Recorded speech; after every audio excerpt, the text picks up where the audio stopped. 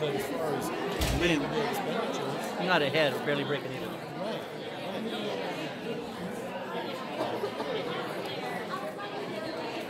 How's Monique? She's good. She's across town at her own board meeting tonight. Oh, yeah. We got dueling board meetings. Or it's regular. It's their weekly board or their monthly board meeting. Yeah. They meet at the same time that you guys do? Okay, now we're going live. Do you have a smartphone? Can you do me a favor? Can you go to YouTube?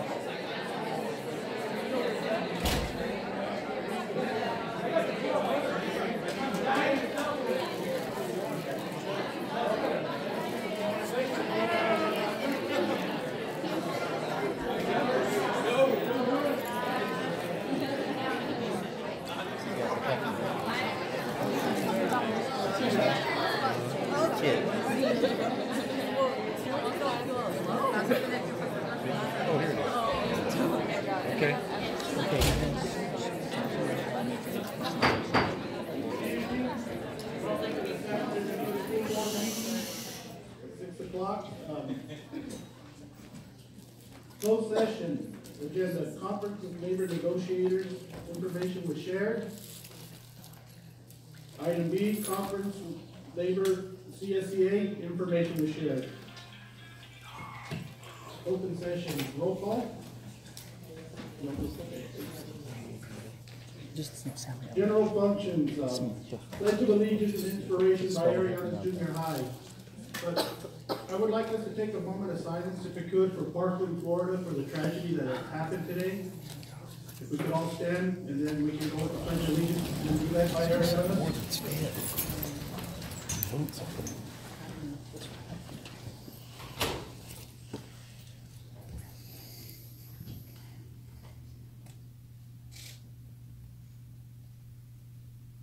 Thank you. Mrs. Beard and Ariana Junior High are going to lead us in the Pledge of Allegiance.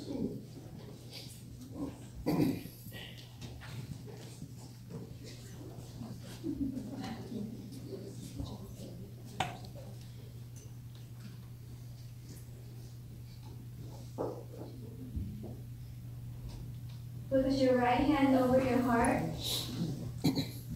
Ready, begin.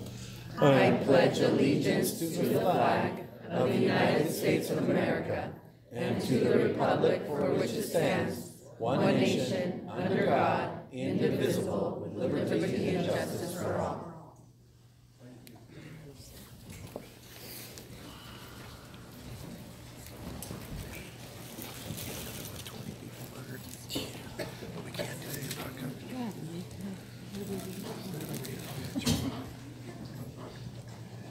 Thank you, and thank you for having us. Thank you. This was Brenda and Sitlali, two of our students that help us every morning with the announcements at Ariana Junior High. And this is Miss Holden. She is one of our amazing 7th grade English teachers. And not only that, she is the advisor for our Hawk TV. And she is also going to be helping us. She created a video today for our board inspiration. So we have been working on clarifying our mission, our vision, and our core beliefs at Ariana Junior High. And she has put together a photo montage for us of what that means and what it looks like to be a Hawk.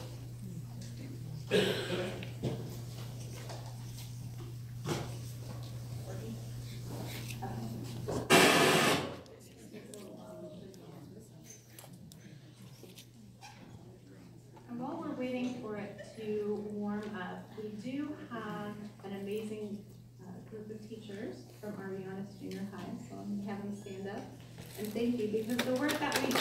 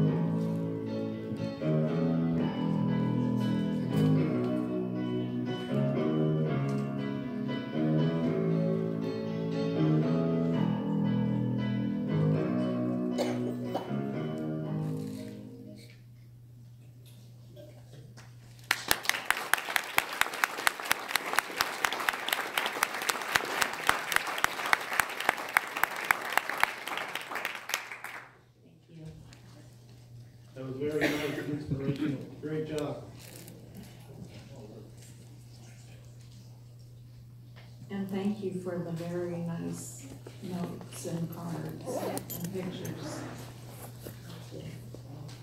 As I was watching this, all I could think of was everyone in this community needs to see that video, because it certainly is something we can be very, very proud of. And I don't know that everybody in this community realizes all of the very wonderful things that our kids do.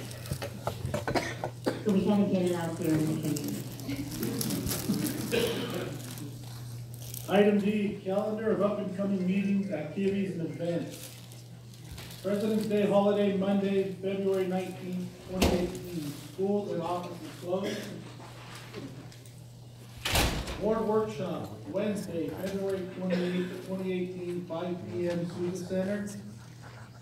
And regular board meeting, Wednesday, March 14th, 2018, 6 p.m. Student Center. Item C, open session public comment. This section of the agenda is intended for members of the public to address the board on items involving the school district. Comment shall be limited to 3 minutes each person and 15 minutes each topic. If an answer to a specific question is requested, the board president will, if appropriately, direct administration to respond in writing. To address the board, you are asked to fill out a request to speak form and provide it to the superintendent prior to this part of the agenda. First person to speak is Mr. John Raymond.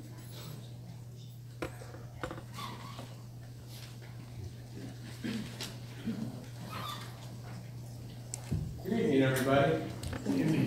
I'm president of the bond committee. We had a bond meeting last night, and I would encourage teachers, because I've had about 8 teachers ask me how we're doing on the bond, and it has a lot, very expensive. I mean, I think our square footage is $450 a square foot, and with all the projects, we're about $17 million out of rounds. The district's got to work on figuring out, build a school, and do the other projects to fulfill to the taxpayers. But we meet every quarter. If you really want to know what's going on in the district when it comes to the money, I would advise some people to come and visit. And anyway, I was going to talk more about it, but there's another topic I want to talk about. Unity. I mean, I've walked around just this community the last 2 days. I've been here. You know, a lot of people don't like me. That's fine. I don't mind. I mean, I'm a conservative. There's a lot of liberals in you. That's fine. You just have the right to disagree. But when it comes to being a human being, people can get nasty. We get very nasty. I don't like what you're wearing. I don't like the way I dress. I'm a slob. That's bullying. You talk about kids and bullying. The worst culprit of all of us is ourselves. Adults lead by bullying. I don't like what that lady did to me yesterday. She harassed me.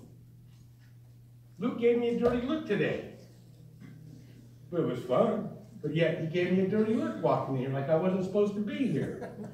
You know, there's candor in this. But I'm just saying this, we all need to look back at ourselves as a human being and decide, what do we want to portray to kids? Because it's all about kids. You know, do I want to complain about Beecher, he doesn't have any money for me, won't give me my raise? Well, maybe there's a reason why he doesn't want to give the raise. He doesn't have the money to give. Or maybe we want too much. Maybe we don't want any at all. You know, I made a smart remark to the classes, but I think they should give up 12% so the teachers can have their 3%. Well, I got shot down quick back in the back. You know, what I'm trying to say is, if a community is going to grow together, a community's got to die together. And if you don't learn to hug each other and walk together, you're bound to fail. And that's all I have to say. I'll see you in June. Thank you. Take care.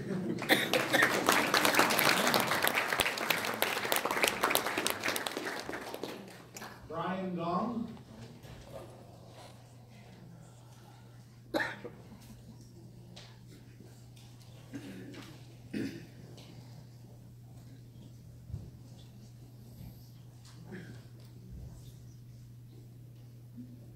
Good evening, ladies and gentlemen of the board. My name is Brian Gong, and I'm a kindergarten teacher at Benita Elementary School.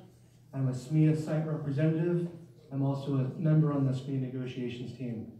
I'm here before you because I would like to share some of my personal concerns and some of the concerns of my Bonita School colleagues regarding lead tested in my building's drinking water. In September of 2017, lead was tested and found in the drinking water in the kindergarten pod. The kindergarten pod is one of the oldest buildings on our campus. The plumbing and pipes are corroding, and this was made obvious to me when I came in one weekend to work and noticed the water from my classroom's tap was brown, then yellow, and finally clear. I'm sharing a flyer with the board, which is attached to the walls above every drinking fountain in the K-pod. It notes that lead was detected at a level below the lead action level of 15 parts per billion. However, the flyer goes on to mention the health risks for young children 3 times. How the greatest risk of lead exposure is to young children. How scientists have linked the effects of lead on the brain with lowered IQ in children. And how exposure to lead is a significant health concern, especially for young children, whose bodies tend to absorb more lead than the average adult. Bonita School teachers and I have a deep concern for our students when they drink this water. My kindergarten students are some of the youngest children on campus. According to this flyer, they would be most affected from lead exposure. I have a deep concern that this flyer was never sent home to our parents. Unless they had been inside the K-pod and looked for this report, they would have no knowledge that their children are drinking water contaminated with lead. I have a deep concern that this flyer is not translated in Spanish. How can our families even understand it if it's not sent home or translated into a language they can read? To conclude, I ask that you please consider our students' safety and our students' health. Please consider having those drinking fountains turned off. When nitrates have been found in Bonita School's drinking water, countless of times, district has turned off those fountains and provided bottled water in cups for the entire school. Please consider providing bottled water in cups for 3 classrooms affected in the K-pod. 1 water dispenser would be sufficient for this. If district really wants to put students first, if student safety and health is a priority for the Santa Maria Bonita School District, please consider providing water that is safe from lead. Thank you.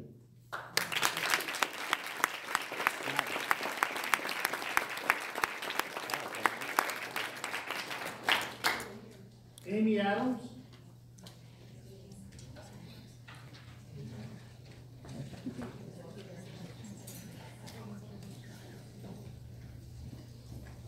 Good evening.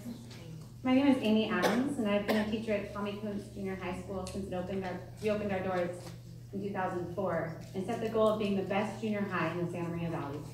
A goal that the teachers have been dedicated to since day one, and we are here tonight to ask for your support in helping us get back on track after a school year that has been extremely difficult. Many teachers and support staff at Tommy Kuntz Junior High School are here to address the hostile, unsafe environment that Carmen Rivera has created for staff and, most importantly, students during her first tenure as our principal. Yesterday, I had one of the district's curriculum subs in my classroom for part of the day while I was in an articulation meeting. She shared with me that in the past, she looked forward to substituting at TK because she knew that under the 2 former principals, there were high expectations of our students both behaviorally and academically. She knew that if she ever had an issue, the former principals would support her and take care of it. This year, she feels differently. She no longer looks forward to being at TK. She mentioned that she never sees Ms. Rivera and that the school just isn't the same as what it used to be. The level of respect that used to exist just isn't there, and behavior is much worse. Unfortunately, she is not the only substitute who has shared the concerns with me. As we all know, the district as a whole is struggling with a shortage of substitutes. But this issue seems to be exacerbated by the fact that substitutes no longer want to come to our school. At TK, it seems that nearly every day we are short at least 1 substitute.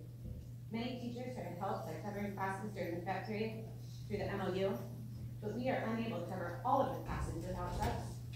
This year, if there are multiple classes without substitutes, those classes are put in the NPRs of non-educational movies, such as Finding Nemo, High School Musical, Freaky Friday, lesson plans that as teachers have carefully prepared are not followed. These are lost instructional minutes. This is not the only time that students are missing out on their education.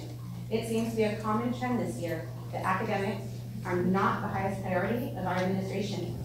We are asked regularly what we are doing to improve our test scores, yet the environment at TK is not conducive to learning. In a recent survey of my students, many of them shared that they do not feel safe at school. If students don't feel safe, they cannot learn. I have always been proud to say that I teach at Tommy Coons Junior High. But many times this year, I have felt embarrassed and ashamed as I have heard the comments about how our school has gone downhill. We have an amazing group of dedicated teachers and have been so grateful for the support of our dean, assistant principal, and counselors. While most of the staff at TK has remained the same, we have experienced a major change this year in a negative direction. I ask you tonight to please think about all the information that my colleagues and I have shared with you and consider what is best for our students. It is our belief that under the principalship of Ms. Rivera, TK has become an unsafe environment that does not support the education of our students. Thank you.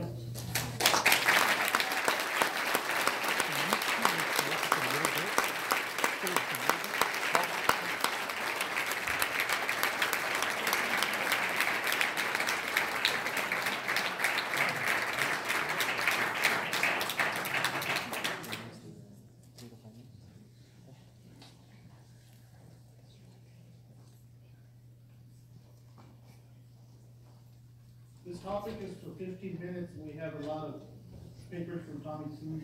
Is it all on the same issue? No.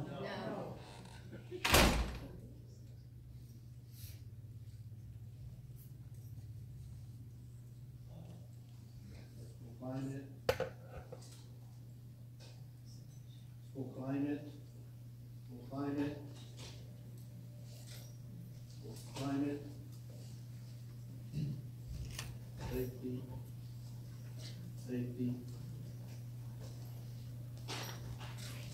Safety. Safety. So would, you got one speak as far as for school safety, because it's a 15-minute topic. And the other. The board bylaw allows 15 minutes on any one topic. There are 7 speakers on school climate. So is there someone that would like to speak first? And we'll make the 15 minutes total. Let's have a call this folks up on that. School climate. Yeah, go read off the names. School climate. School climate? School climate.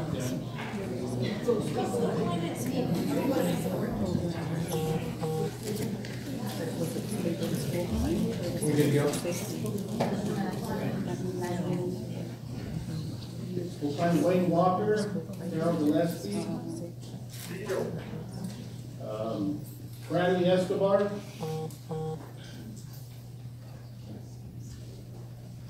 and I believe that's it. Mr. President, okay, a point of clarification. Are you asking that one person speak for 15 minutes, or are you going to take the first 5 people to each speak for 3? Yes, the first 5 speak for 3. Thank you. Then we can just keep them all in order and bring that up. Great, thank you. I appreciate it. You're welcome. Good evening. Good evening, members of the board. My name is Wayne Walker. I've been a teacher in this district for 23 years, all at the junior high level. And I'm here tonight to voice concerns that staff members have forwarded to me because they wish to remain anonymous in order to protect themselves from retribution. Here's the first one. Quote, I'm a veteran teacher that has worked under numerous administrators. Never have I ever felt not supported by my leader, or have had a leader not take responsibility and blame all on others. This leader doesn't think twice to throw anyone under the bus. When I've gone for support about students, and these are extreme students, it has ended like this. Start of the year, we're not processing referrals. Use your assertive plan and go to parents. They are your support. Sadly, I've spoken to these parents and I've been told, I'm sorry, I don't know what to do.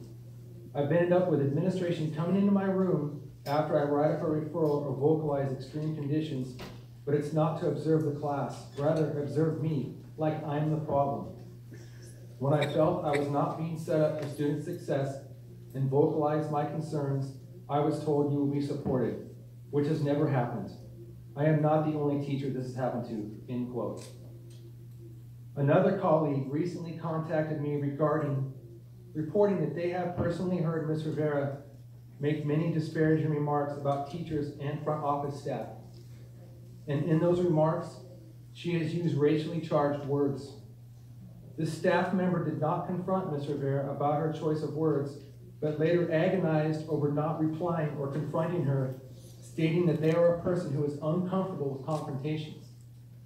Another coworker reported that they had reached out to Ms. Rivera in order to get help with a student who was habitually absent or very late the first period, suggesting that perhaps there may be issues at home that are hindering the student. Before the staff member could even finish speaking, Ms. Rivera put her hand on this person's face and said, "He isn't connecting with you because you're white." We met with Luke and Dr. Grady to report our concerns back in November. Luke assured us that he communicated these concerns to her. It is now February, and she has refused to have any dialogue with the staff about any of the issues we have addressed. The principal is someone who represents our school district and leads a school in word and in deed. A great leader will inspire and lead by example. As a staff, we would like the board to consider allowing our school to move forward without Ms. Rivera as principal. Thank you.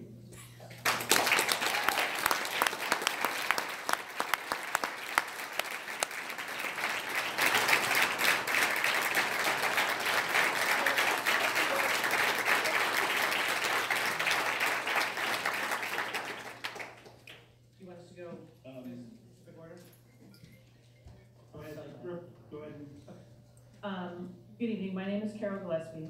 I'm a teacher at Tommy Kuntz Junior High, and I have worked at Kuntz since the school opened. I spent 9 years at El Camino before that. Those of us who have been at Kuntz since the beginning still believe in the goal that was set for us by our first principal, Ed Cora, and that is that we want Tommy Kuntz to be the best junior high in the Santa Maria Valley. As new staff members have joined us over the years, they have joined us in that goal. Our staff is dedicated to helping the young people of Santa Maria who attend our school be the best that they can be. No school is perfect, and we have worked hard and are proud of our success and strive to continue to improve our school. When we knew that we would be getting a new principal this year, we were excited to have a fresh perspective to continue to move our school forward in a positive direction for our students. From the beginning, things did not go well. Ms. Rivera did not take the time to establish any type of relationship with the staff. She came in and she started telling us that our scores were terrible, telling us that we did not understand our students, their culture, or their lives. I personally was offended by these statements. I was born in Santa Maria. I attended Rice Elementary School. My children attended Tuttle Elementary School. I have spent 24 years working with the students of Santa Maria. I know many of my coworkers were also offended by this. The teachers and staff of Tommy Kuntz deeply care about our students, who they are, where they come from, and where they are going in their future. We have now reached a point where our school is fractured. Our head custodian left for another position. Our office manager left for another position. We have had numerous noon duty workers leave. Substitute teachers no longer want to come to our school. And I hear wonderful dedicated teachers talking about moving or changing careers altogether. Our students are not unaware of this dysfunction. Children are perceptive and adapt quickly. Acting out, fighting, and classroom disruptions have increased. The issues of students walking out of class or jumping the fence and leaving school on a regular basis are unprecedented at our site. I am proud to work with the staff of Tommy Kuntz, and this year more than ever, they are pulling together to try to do what is best for students. We want our school to be the best school in the Santa Maria Valley. Our students deserve nothing less. The relationship of the staff and Ms. Rivera has come to a point where reaching any kind of common goal is impossible. We need a leader we can trust to move us forward, not to tear us, our students, and our relationship with the community apart. Thank you.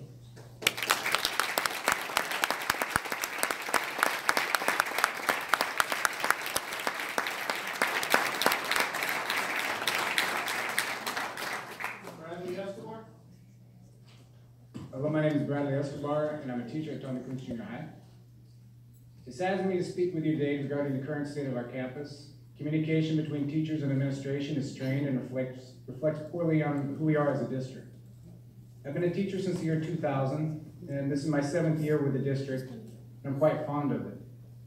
It's been suggested by this new administration that the teachers on campus retain an implicit bias regarding race, negatively impacting their interactions with students, that somehow these staff members lack the authentic experience to have appropriate judgment concerning the needs of the students and their families because of the differences in culture.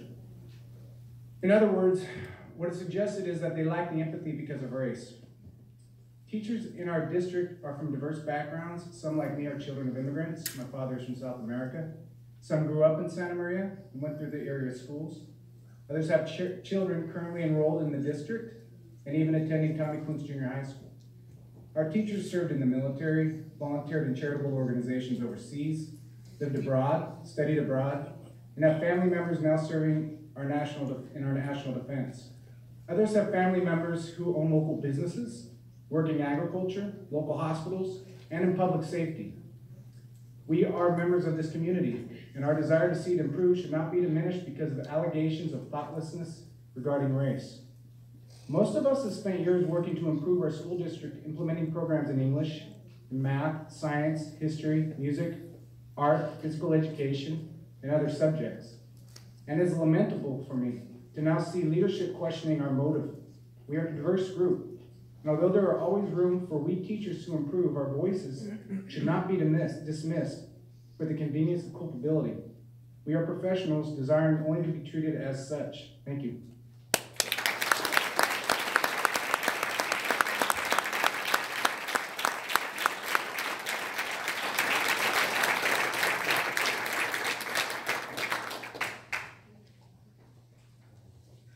On safety at Tommy Kuntz, we have Dory Rogers, Kimberly Johnson, Gavin Pryor, Gwen Pryor, excuse me, I'm sorry, Jennifer Walker, and Michael Sullivan.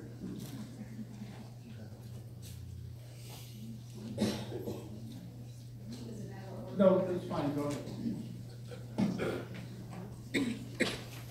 Good evening. My name is Gwen Pryor. I've been in the district for 23 years, Tommy Kuntz, since it opened. Many teachers and support staff at Tommy Kuntz Junior High School are here to address the hostile, unsafe work environment Ms. Rivera has created for all staff, and more importantly, students, during her brief tenure as principal. Tommy Kuntz was originally designed, developed, and nurtured by administration, staff, support staff, custodial staff, and parents working together. Our mission statement is Tommy Kuntz Junior High School is a community of students, staff, and parents dedicated to developing the abilities and talents of individuals in positive, supportive environment, promoting academic excellence. Students are encouraged to honor themselves, respect, and communicate well with others, and be self-motivated, lifelong learners. Through physical, social, intellectual opportunities, students strive to be the best they can be. Unfortunately, our focus is no longer on this goal. Since Ms. Rivera began her tenure at TK, high student expectations in regards to students honoring themselves, respecting others, and striving to be the best they can be has gone to the wayside. When students are no longer taught what high expectations are, they are unable to learn how to respect themselves or others, nor can they become the best that they can be. For example, when the principal can be consistently heard speaking to students using inappropriate language, they learn that it's okay to communicate with each other and adults in the same manner. In addition, when students hear the principal right outside of her office yelling at students and students yelling in return, and then see those students later on campus and in class, they learn that it's permissible to argue and be disrespectful to each other and adults because there are no consequences for this behavior.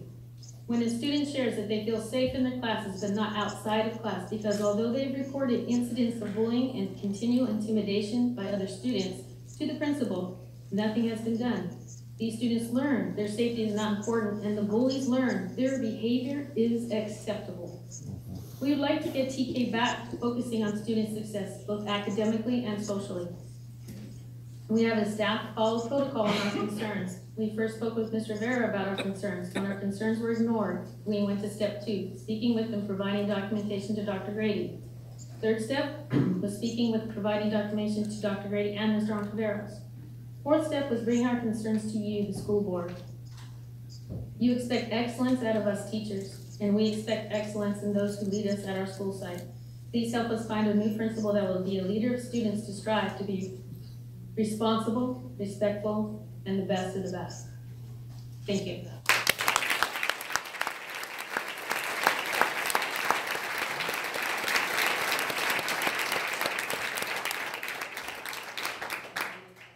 Jennifer Walker. My name is Jennifer Walker. My husband is a teacher at Tommy Coons Junior High School. He has been teaching for 23 years, and I have known him for 15 years. In the past 15 years, I have never seen him really unhappy at his job, until this school year. Don't get me wrong, he still loves all of his students and teaching them, but the school environment has drastically changed from years past. The lack of rules, discipline, and control by new administration has created a crazy and unruly environment at his school. I do not like to see him unhappy at a job he truly loves. I am afraid of this. I am afraid of his and the other staff's safety at this school due to this new environment. There have been too many school shootings around the country this school year. One even at a junior high in LA recently, and today, shooting in Florida. My fear is that a student will bring a gun to school. In the present environment, this does not seem far-fetched, as students know they can get away with whatever they want. I am in favor of protecting my family, which includes our 11-year-old son, and therefore suggest a new principal with strong leadership skills be brought in to ensure clear guidelines for proper student conduct.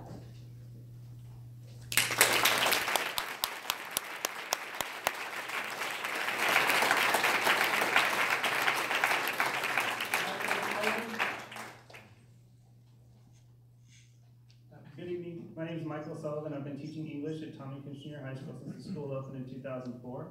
I'm going to go off script here just a little bit and say, the video that we saw from Ariana's, the reason that we're all here is our school used to be our school, right? The school that we were proud of, all of the things that we could accomplish and the family that we had created.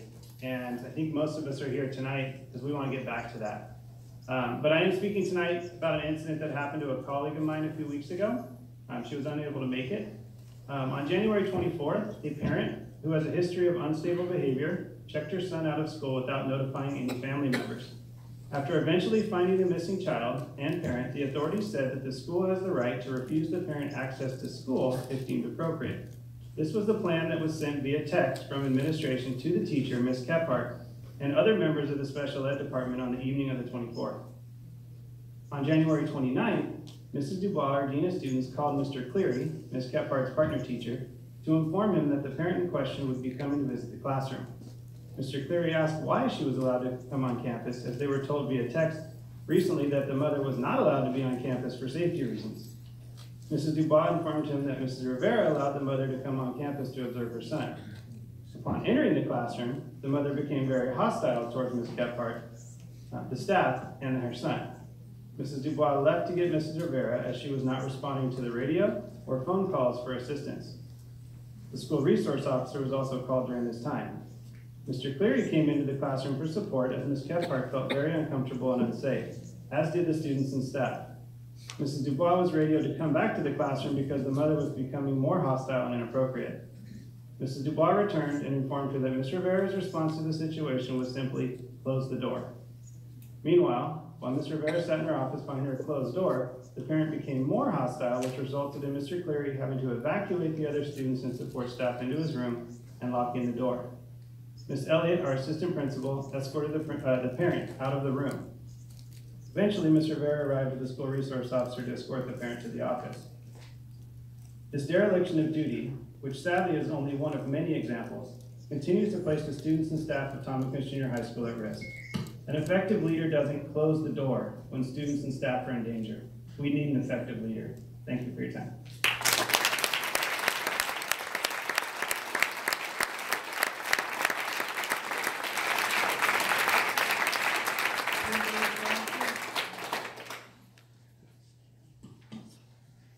I'm speaking as a concerned mother and TK teacher, but mostly as a mom right now. I have an 8th grader in his 2nd year at TK and a 6th grader who goes to Taylor, who is slated to attend our campus next year. I actually own and live in a home a half a mile from our campus, and I pay taxes. Our students are my own children and my own children's neighbors and friends. TK is my school. It's literally my neighborhood. And I'm here to stand up for and preserve the good community that we are. My roles as teacher and parent give me a unique and right now uncomfortable perspective on what I have seen to be a sharp decline in student safety and student expectations on a campus level this year. This school year, my child came out as transgender and was bullied verbally and physically assaulted with items thrown by students who were not put in check for their behavior. And just to be clear, these items were stones, food, condoms. Although these incidents affect me personally, they are unfortunately not isolated or unique. I had a meeting with the principal about my own child's situation, and nothing was addressed with these students as a result of that meeting. I explicitly told Ms. Rivera that I did not want my child to be in a restorative justice circle and have to face the bullies who tormented him. After one bullying incident, my child was brought in to write a statement, and he never got to write one because he was asked to participate in a circle. He said no, and I have corroborating witnesses, office staff, and my own child, tell me that Ms. Rivera told my child repeatedly, "Are you sure you don't want to go against your mother's wishes?" This is not ethical. The bullies were not addressed until this issue was brought up to superiors at the district level over a month later on November 15th. This is a reactive form of leadership and an approach to discipline that will not prevent major safety incidents from occurring on our campus. This is not hyperbole. This is the world we are living in, as Jennifer just said. The parents of 17 students sent their children off to school today in Florida. We cannot stop the violence, but we can educate and set boundaries, and that's our job.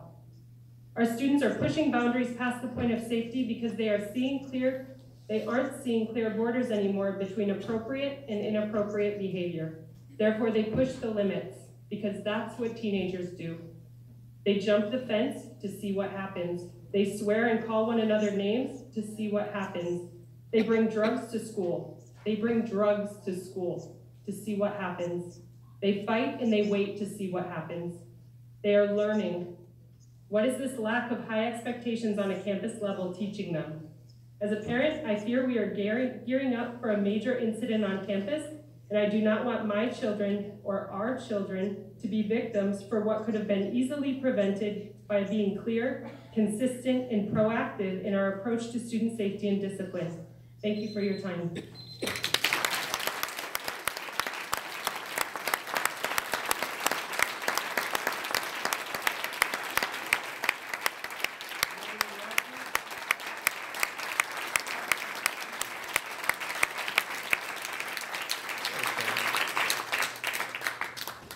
Good evening. Dory Rogers, happy Valentine's Day to you and yours. My elderly father is very ill and I should be with him tonight.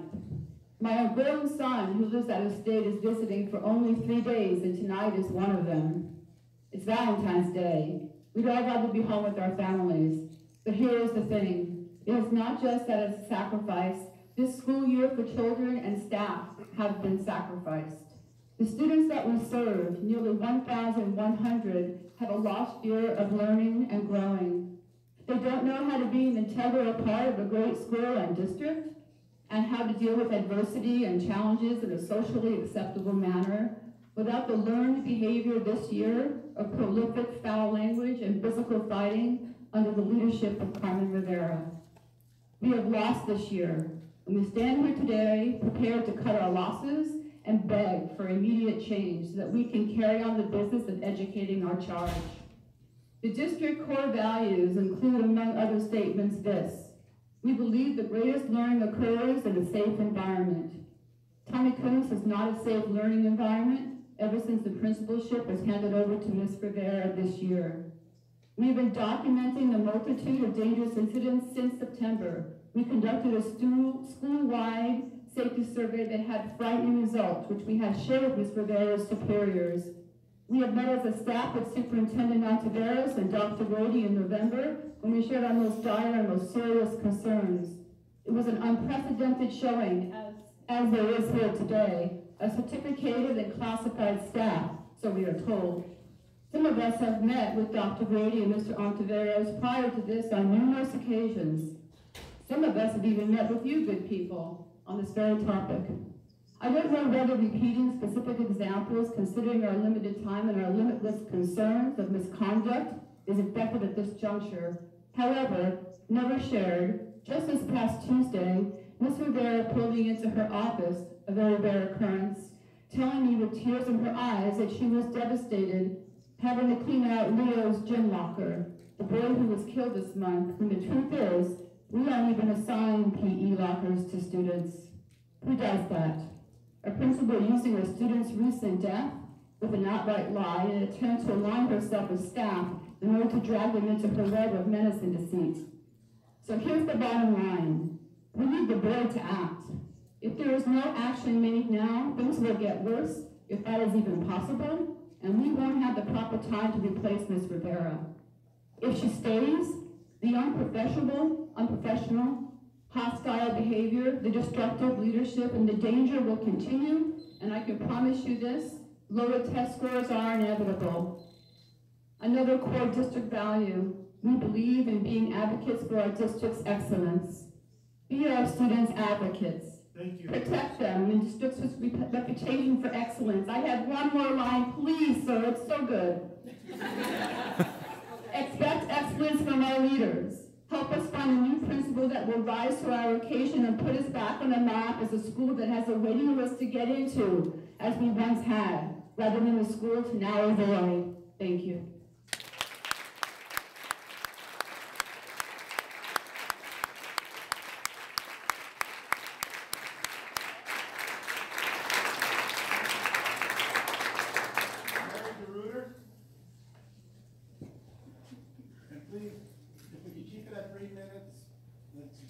We have a lot to go through as we have these speakers.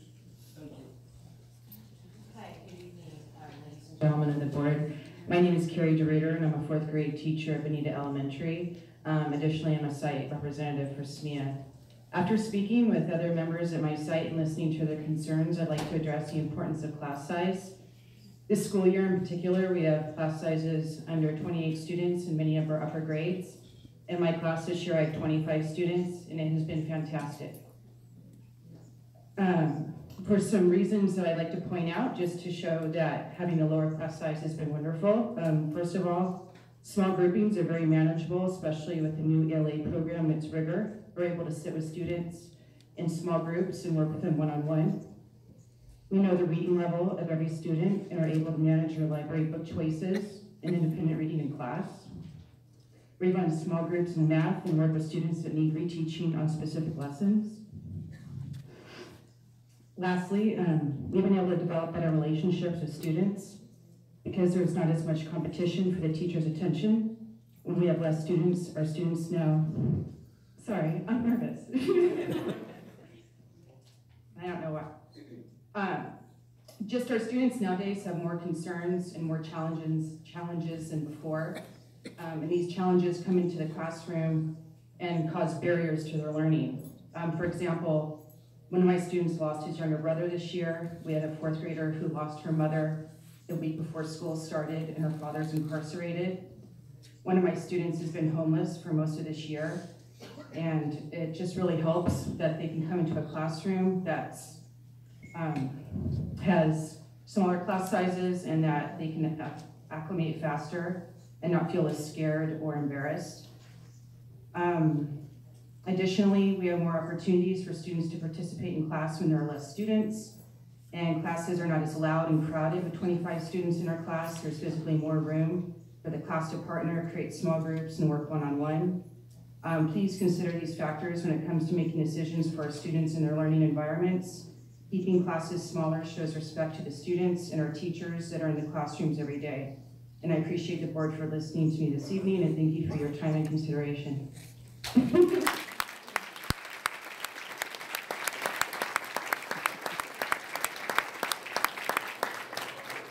Ryan Little.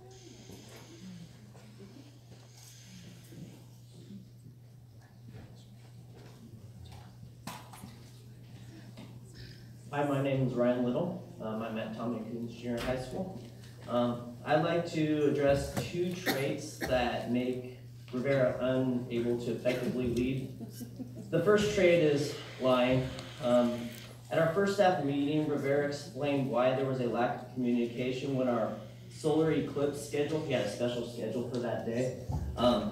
She explained why there was a lack of communication when our schedule was literally changed at the last minute. Being one of the few teachers with a radio, I heard the whole discussion over the radio about potentially changing the schedule. Rivera's account of what actually happened that day was a flat-out lie crafted to hide her mistakes. Since then, there have been other lies, such as completely making up a statistic during a staff meeting to prove her point.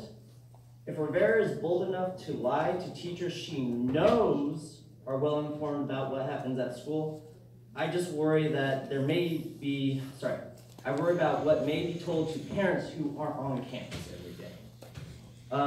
Ms. Rivera ended our first staff meeting by repeatedly asking for questions, comments, and concerns. I cannot stress this part enough. I was very, very clear when I spoke that day that I was not trying to attack her, but simply make Rivera aware of the concerns I heard multiple teachers talking about. I respectfully let Ms. Rivera know that there were actually 3 incidents during the first 8 days of school where there was a last-minute change and lack of communication. Because Ms. Rivera had already talked about the solar eclipse, her response to my concern was to accuse me of not listening or of having shown up late to the staff meeting. I was on time, by the way. After the meeting, I talked to Rivera about our interaction, and she said, if you call me out or come after me in front of other people, I'm going to come after you too. This statement by Rivera highlights trait number 2 that prevents her from effectively leading. Rivera has a defensive and adversarial nature that prevents her from simply taking feedback and advice. This you versus me mindset was brought to light in another staff meeting where, in a small group setting, Ms. Rivera claimed that adults had constantly hurt her in her life, held her back, and never inspired her. My initial thought was, how can Rivera be our leader if she doesn't trust adults? One parting thought, Ms. Rivera has shown an unwillingness to listen, Ms. Rivera has shown an unwillingness to listen to the collective experience of her staff on what really should be fairly simple issues. How then can we be confident that Rivera will find solutions to more complex issues we are facing, such as escalating tensions between students and deteriorating child safety at times?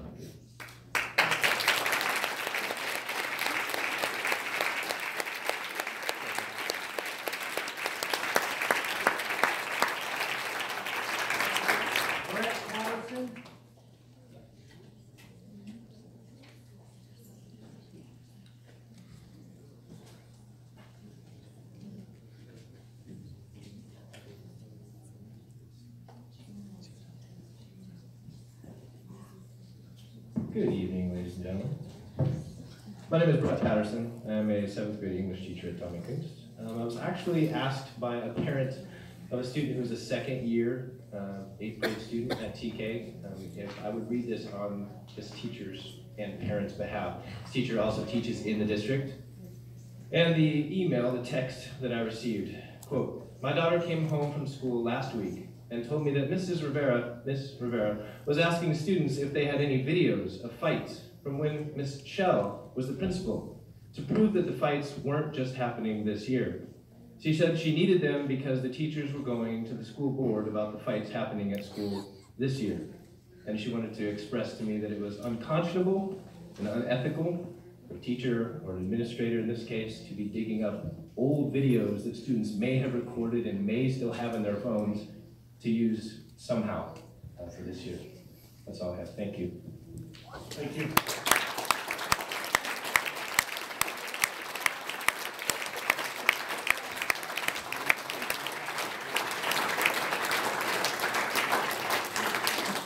I have 2 on the same subject, so can I have Ms. Rosio Redondo and Tish Sapien come up?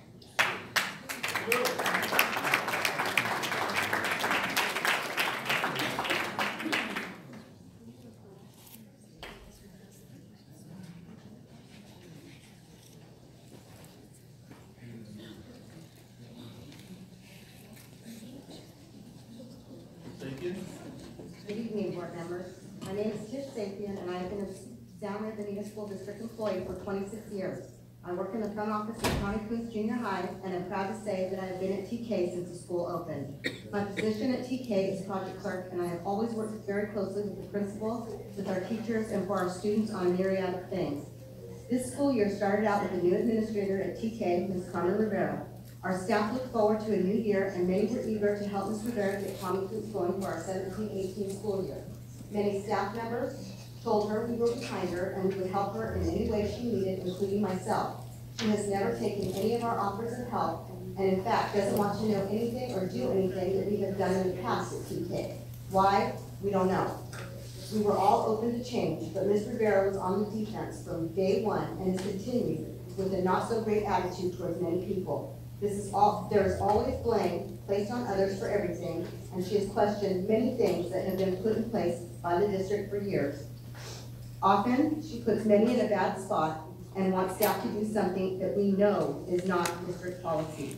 We are caught in the middle, and many of us feel that if we don't do what she would like, she will use her methods of intimidation. Example, her big voice, her comments that are muttered aloud so that we can hear, or the nasty glares that are often given. There is no reason for this type of behavior. We were all willing at one time to pull together and help Ms. Rivera succeed. For the past 14 years, we have had an amazing, diverse group of teachers who are very passionate and care deeply about our students and our school. Our classified staff is just as dedicated in working together as a team to make Tommy Coons an educational institution that we are proud of. I personally have never been in a position and witnessed an educated professional act in the manner that Ms. Rivera has. Many of us are shocked in what we've heard and seen from our administrator. This year has been very disheartening to hear comments or see comments made by our administrator who doesn't support our teachers or other staff members who work so very hard in making TK the best it can be. Being in the front office has made it very hard for us ladies to do our jobs when our administrator does not communicate. Very often, we are bypassed and are not made aware of things that are happening until either a parent or a student comes into the office to ask questions. Our front office has continued to rely on each other and communicate with one another and with our teachers to keep our office functioning to the best of our ability. We also have had some support from our assistant principal and our dean of students in doing what they can to help us. We know that they are busy trying to keep our school as orderly as possible, but without the support of Ms. Rivera, they themselves also have their hands tied. Staff wellness this year has also been a big concern. You see more and more staff members under stress, having headaches, stomach issues, and missing work. Many of these issues are due to the toxic environment that we are surrounded by. How can we as a staff be expected to do our jobs for students if we are not in the range of health? Mr. Lara, as a former parent of a TK student, things are much different now than before when your son was there. Back then, school and student safety was not an issue because there were consequences, and students knew their outcome if rules were not followed. Today, you would be very disappointed to see our campus and the way things are running, from the classroom to student breaks and lunch, and even to our front office. The students feel they are entitled to say and do things to any adult on campus with little or no consequence. In a sense, they rule the school. Thank you. Thank you. Thank you.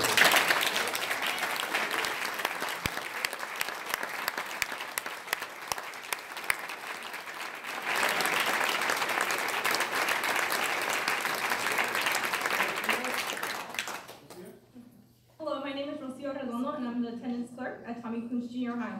This year we started with some changes. Change is not always a bad thing. We were open to it, but when it affects our student safety, we should all come together and be concerned and look into it. I want to talk first off regarding some examples of safetyness at our school. Just on Thursday, I had some reports of somebody jumping on campus at about 2:20. I notified one of our admin team members, and she had me go on the radio and let the rest of the admin team, which is Carmen, know regarding this incident. Since most of the time she doesn't answer the phone, we don't have too much communication as far as the phones, radio, just going up to her door. We are not comfortable with it, and she does not make it feel welcome, and she's not available. Also, we have, she also had me email teachers, letting them know that if they see anything suspicious on campus or anyone, to notify the office as soon as possible. Teachers was confused with receiving the reports. Many were asking if we were on lockdown. We weren't. The main concern here is that the school was not cleared until 3:05, over half an hour later. Luckily, nothing was found. In that time, many things could have happened. It was later that I was told by the office manager that I shouldn't have sent out the email to teachers, but it's what I was instructed by an admin. There's a great lack of communication between Carmen and the staff. Just today, there was a shooting in Florida. What exact signs besides someone jumping on campus should we be waiting for so we can go on lockdown and take this shit serious? Protocol isn't being followed. We've had students on campus with a BB gun, and he wasn't suspended nor have real consequences. He only had to write a letter of apology to the supervisor. Don't know who the supervisor was in this case. We constantly have any students in the office because of fights. We've always had, a lot of times they've always fighting almost in front of us, and we have no admin team there to support us. This week, or last week, we had a huge fight, and that was notified to parents. But that's something that we've had all year long, and those girls had been in our office this whole year for the same situation. Our students are scared. We do not feel safe. We had a parent during the fight outside, and she did not feel safe. She came in shaking. These last 3 weeks, I have a crazy amount of ditchers, and I say crazy amount because I've never had ditchers. They tend to ditch first, fourth, and all day. They hide on campus or completely off campus. It is protocol to call parents as soon as we know. Thank you. Way more. Thank you.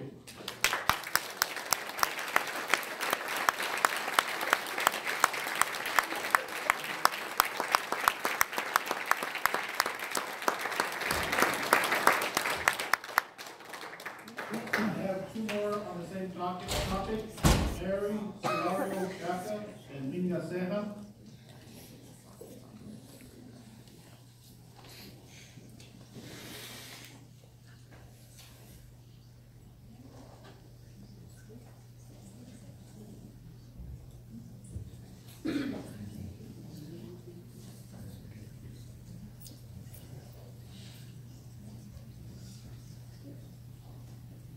Ceja?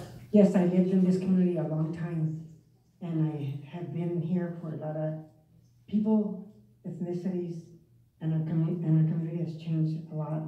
And I noticed one thing, you know, when people that have been here teaching for a long time, they perhaps don't understand a lot of the problems that the families have. I understand your problem and your concerns as for safety, but I would like to see data from the past. Wow, the 7th graders or the 8th graders are reacting. They were here before that. And I would like that you be concerned with the students, for the families, and always setting blame, always putting fears into people about this, and today especially because of what occurred in Florida. But it really concerns me that our reaction is this, you know, and some of you say you've been teaching here for a long time. Maybe you don't like the changes that have occurred. I asked, do you have a restorative justice program there? And this conflict solution program? You know, this is what's occurring there. Because I have worked with probably the children that have a lot of problems, that, you know, the killings in the past. And when you touch them and you speak to them and you respect them and you respect their parents, I have been to your school in the past, and I had sat there and I couldn't believe how some of the staff in the front office disrespected the parents. And I think that, you know, we're all concerned, we're all human, we all want safety, we all want all this, but I think, come on, you know, just reacting to things, it sounds like we're not really open to change here. And you're dealing with demographics that have difficulty. Yes, ma'am, we've been to Santa Maria High with the same thing. I looked at how many people have been suspended. We suspend kids because they come home with makeup. We suspend this and that. And I seen I want to see the data. I want to see the data of suspensions. I want to see the data of actions, and possibly even concerned with processes, you know. So I really think that we're just kind of reacting to a lot of things, and we have been in this place before. I stood here and seen, and because you're not an ethnicity, it doesn't mean you understand. There's a class difference in this town too with the Latinos. And it's just like, I have lived in Mexico part-time, and I have seen how they treat the people with a different attitude because of their class, their poverty, and everything. And I just don't think, I think we start blaming everybody and not looking at to see how well we can do positively together. Because I think you were hired to work with a staff, maybe you don't belong here in another town where there's. Thank you.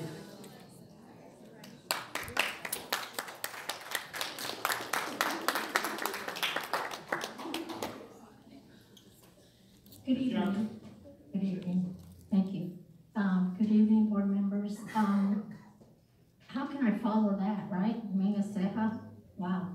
But, you know, I want to share with you something that really impressed me about Mrs. Rivera. I was at Tommy Kuhn's yesterday at the vigil. Over 80 people were there in the evening at 6:30. It was cold, freezing. But, you know, a lot of students, parents, and community were there. And we saw Mrs. Rivera hold these kids that were mourning for their friend, their fellow classmate. You know, that showed a lot. I was disappointed and not to see even 1/3 of the staff that's here tonight there to help their students. There was a healing circle that we came together because we were all hurting. Even though I didn't know Leo, he was part of our community.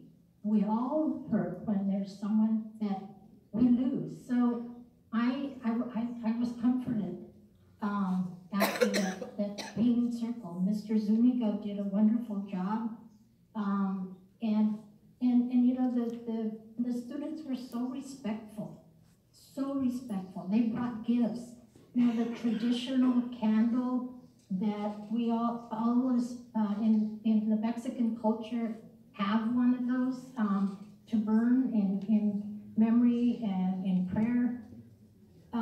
So I saw that part, and I waited, and Minga did too, with Mrs. Rivera until every last student was given a ride. She did not leave one of them there sitting waiting in the dark. So, you know, this impresses me. And restorative justice is new to people. They like to punish. It's a punitive system. And we need to change that. We really need to change, and we need to come together, as Minga said, and learn, and not be so ready to say, that's a bad student, we want that one out. We don't know. I'm impressed with the teacher that knows about the family. Back there in the blue, when she came to you and said she likes the small class. But, you know, that doesn't impede you from learning about your community, learning about your students, not just when they come to school. You don't know what they're coming to school with. Have they, you know, been nurtured at home? And unfortunately, sometimes, I know we don't like to do it, but we need to be responsible for them. We really do. Thank you. Thank you.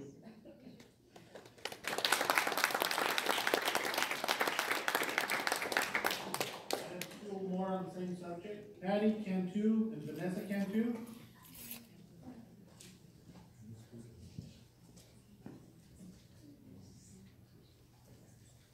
Hi, I'm Vanessa Cantu.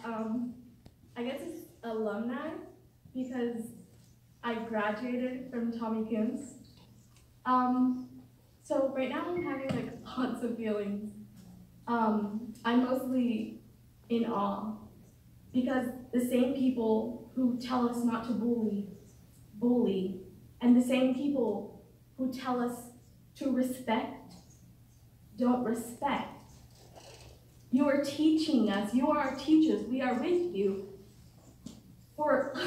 We were with you till 12th grade, till we're 18. You are our teachers. You teach us. We go in the mornings And we look up to you just as much as we look up to our parents, our missing fathers.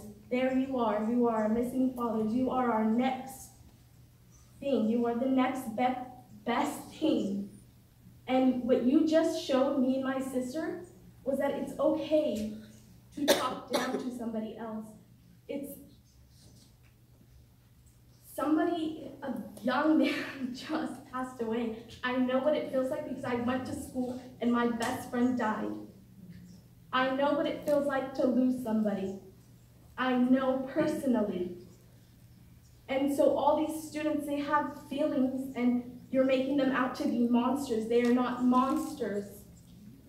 They are feeling things. They are going through puberty. They have all these new things. They want to go feel a bunch of things. Yes. No, they shouldn't bring, they shouldn't take guns to school. They should not take guns to school. They should not be taking drugs to school. They should, I don't want to use the word punish, but they should be disciplined. Yes. Yes. Yes.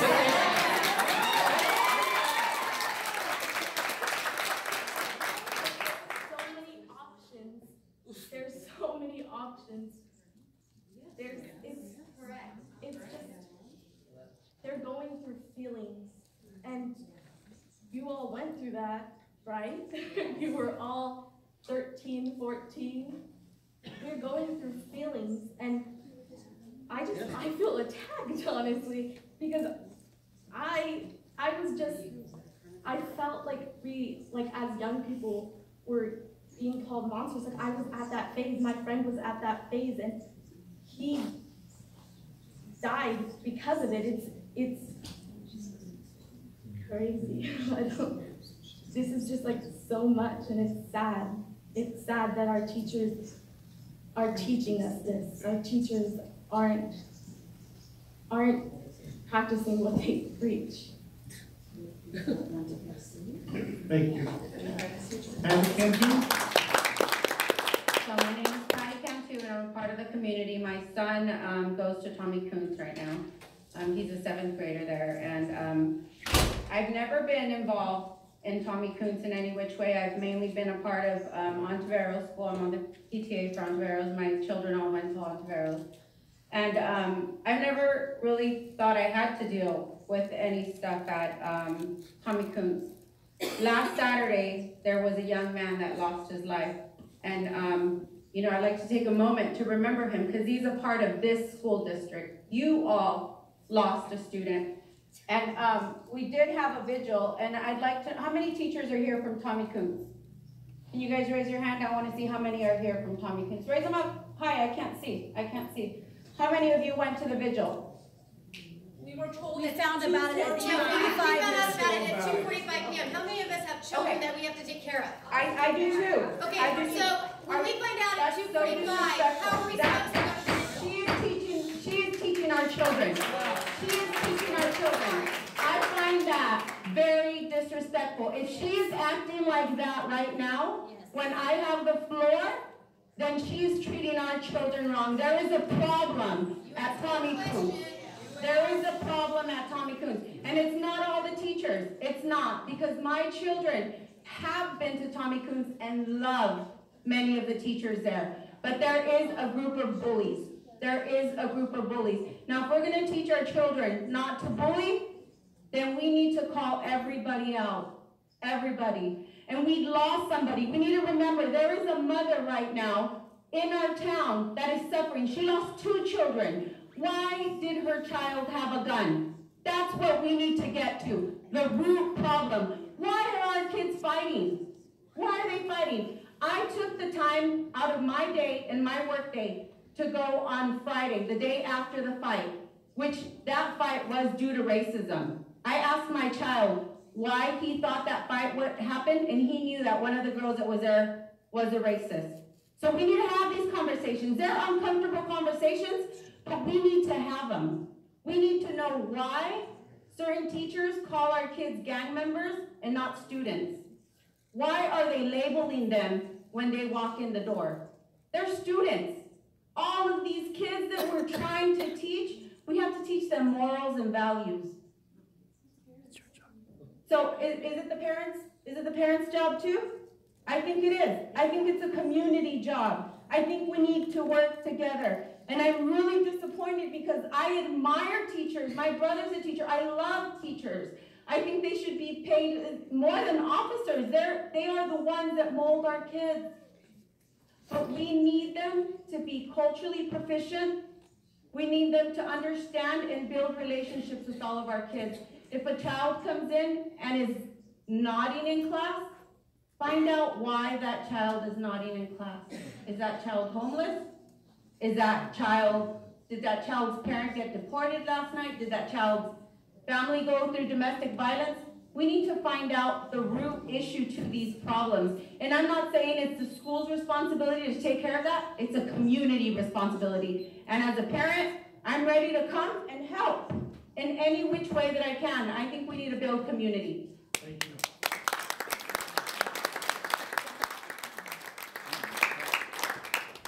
Leonard Flippin?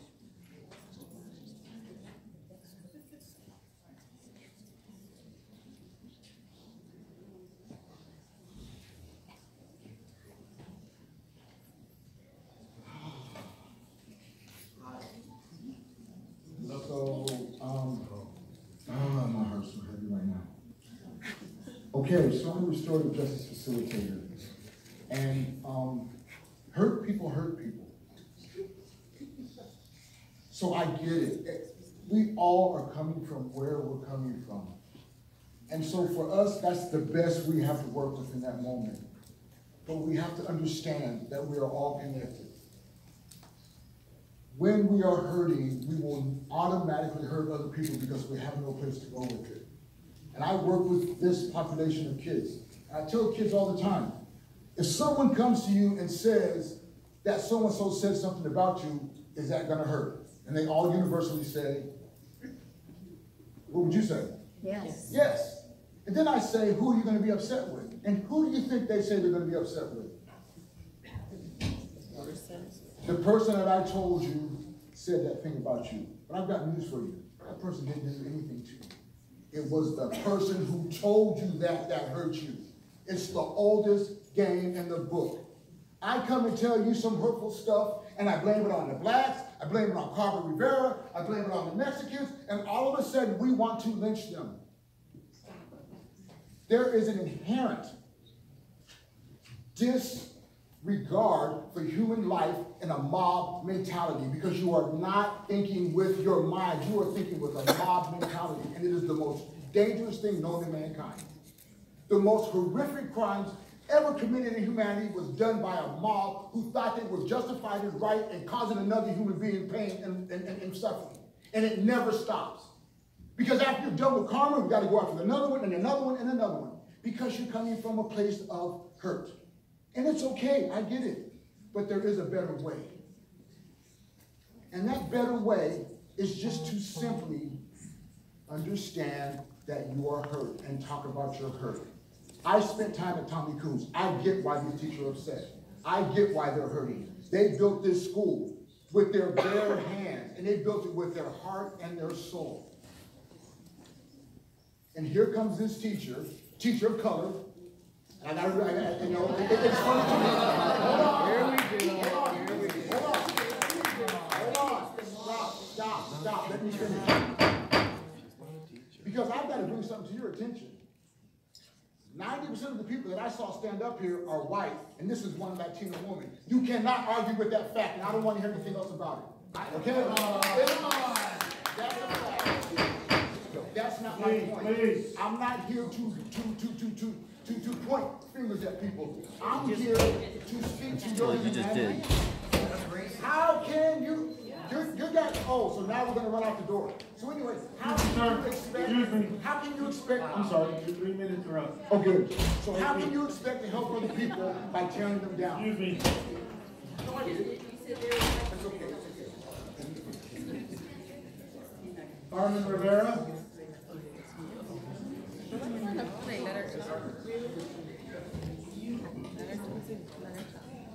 So, I guess my 3 minutes has started. You know, it is unfortunate that I am the object of a lot of pain. And I will, and I understand, I offended some people. I made some comments about equity early on in the school year. And I don't have a problem with publicly apologizing for offending people about my beliefs and what I saw. To sort of summarize some of the concerns, much of what was said tonight by my teachers, by our teachers, was twisted. I did say there was a group of boys or a group of kids coming out of walking in a group and headed towards the field, and there were these comments about we need to keep an eye on them because they're moving. There have been many concerns that I've brought up in my leadership team, my admin team of 6 of us, 6 women, about my concerns about the campus. And for some reason, that little team that I thought I could trust, and I always said, I trust these women. Everything I said in that group or in that team, which I didn't have a problem with, was always shared outside of that group. One incident that occurred was me calling the kids mijo. When they talk about inappropriate language, something that came up was I was calling the kids and the girls mijo and mija and using Spanish. I was criticized for using Spanish on campus because apparently that was not good academic language. My inappropriate language with children has been because I use Spanish or I say mijo and mija. Honey, how you doing? Sweetie, what's going on? It's unfortunate that there's so many lies that have been twisted or incidences that have been twisted. I will call out the lie, the greatest lie recently. I never gave the direction to my dean of students to take the parent. On the contrary, I was engaged in my office with the SRO and another student dealing with a community concern about a broken window. I had asked the parent to wait. And I was told, no, I'm gonna take the parent. I said, let the parent wait. I told her to wait. No, I've gotta take the parent. I gotta go, I'm gonna leave. Today I had a conversation, and I did apologize to Ms. Gephardt. I own that. I was engaged in something that I thought was important at the time with the student regarding a community concern and the SRO. And I allowed myself to get blinded and allowed the parent, the dean to take the parent. I own that. But I'm available to answer any of your questions. Thank you. We have 4 on the same subject. Jennifer Holden, Sonia Morris, Rachel Itzstein, and Judy Morris.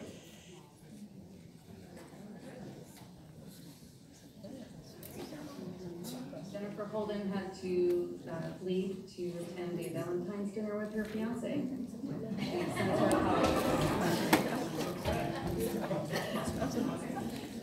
Good evening, I'm Rachel Itzstein. I am an 8th grade English teacher at Ariana's Junior High, and we find ourselves in an awkward position right now because we had kind of thought that we were going to speak right after the presentation on our school and how awesome we are, and now it just kind of feels mean to our colleagues at Tommy Kuhn's. So we're going to take a little bit of a different spin because we are still awesome. It was really hard for me not to turn around and hug our principal, so she'll have to wait till tomorrow. We were here a few years ago when we had what I thought was the worst year of teaching in my almost 20 years, and we came here asking for help. And my colleagues will talk a little bit about that. But the difference is that we had full admin support. They were with us 100%. They were as in desperate need for help as we were. We were a team and a family and still are. And I'm in pain for my colleagues because I know and trust these people, and it hurts us to hear this happening at one of our sister schools. Life at Ariana's is more than I ever thought it could possibly be. It went from my worst year teaching to last year was my best year teaching ever. And people kept asking me, what's different? What's different? Why, what happened? And I don't want to take what they're going to say, but the support that we got after coming to speak to you made a difference. We got additional, well, that's Judy's talk. But we were heard. And I think it's really important that everybody who spoke here feels heard, regardless of whether or not you agree with what they said. And that was really powerful for us. It's powerful for our students to know that we are hearing them, and it's powerful for us as adults to know that you are hearing our concerns as well. It helped tremendously that you responded when we needed help, and our hope for our colleagues is that you do the same for them as well. And go visit. You guys came out there, you were on the campus with us many times. You responded to emails and phone calls. And I encourage you to come out again and watch our, as Mrs. Beard calls it, our productive struggle every day as we learn along with our kids. It is so much fun. So please, I hurt for our colleagues, but I can't let that take away from Ariana. Thank you.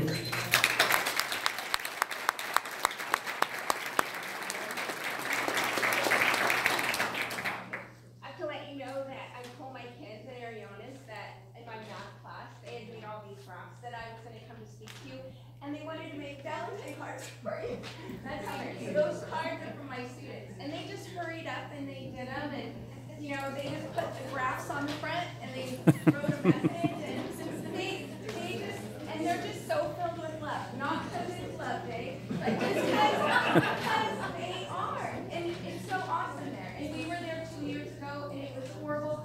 And I told them, and they said, oh, my brother was there, anyway, you have to read those letters. This wasn't just, and it wasn't to get out of homework. They still had homework. We had homework every day, Fridays too. And it wasn't just from one class. I mentioned it to all my classes. And it's from their hearts. That's how the climate is at our school. And I read a couple of the cards because, you know, we have to check them. And they were all fine. But it's so interesting. As I hear all of my friends over here speaking, the common thread was that thank you for keeping us safe. Did you read those? I'm getting the chills right now. Thank you for keeping us safe, providing us great teachers, and I didn't tell them that, and for all the programs that our school allows us. And that, I thought that was so cool. I just want to go up there and talk to you. I'm sorry. So 2 years ago, who knows what would have been on those cards? There. So what a change that has happened. Okay, so I'm trying to keep to this. So it's because you listen to our concerns.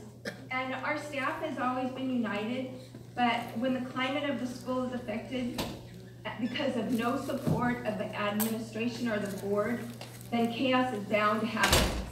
Hence, and then, but that is not what happened to us. It's so awesome. We love our school. I love my school.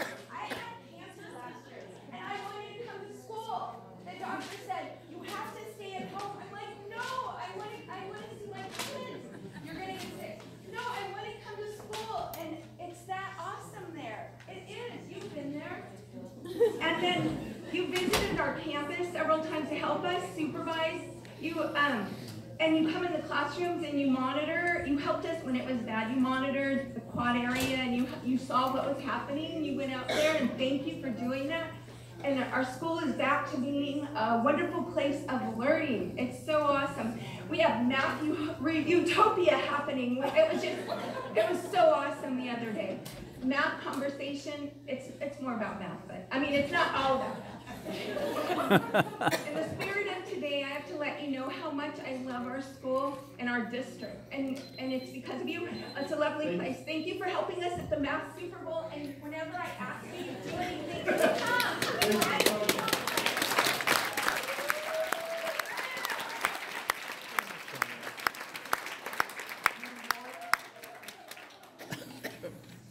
Good evening. I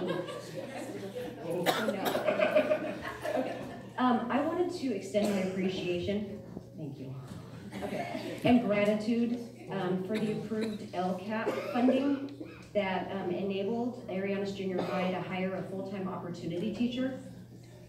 All students' educational needs are being met much more efficiently.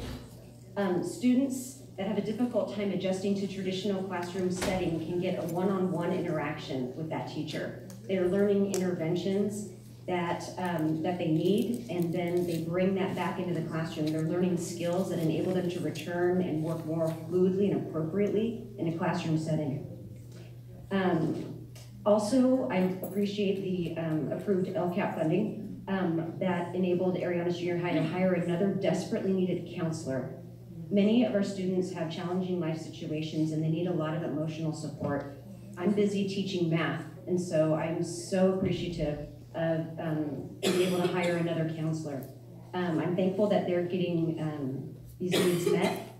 I've seen growth in many of our students with their coping skills, which helps them to better focus in class and participate positively and hopefully retain the required math skills that I'm teaching.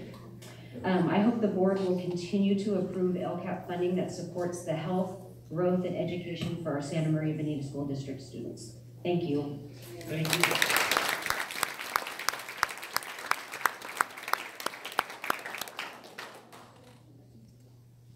That was the last public comment.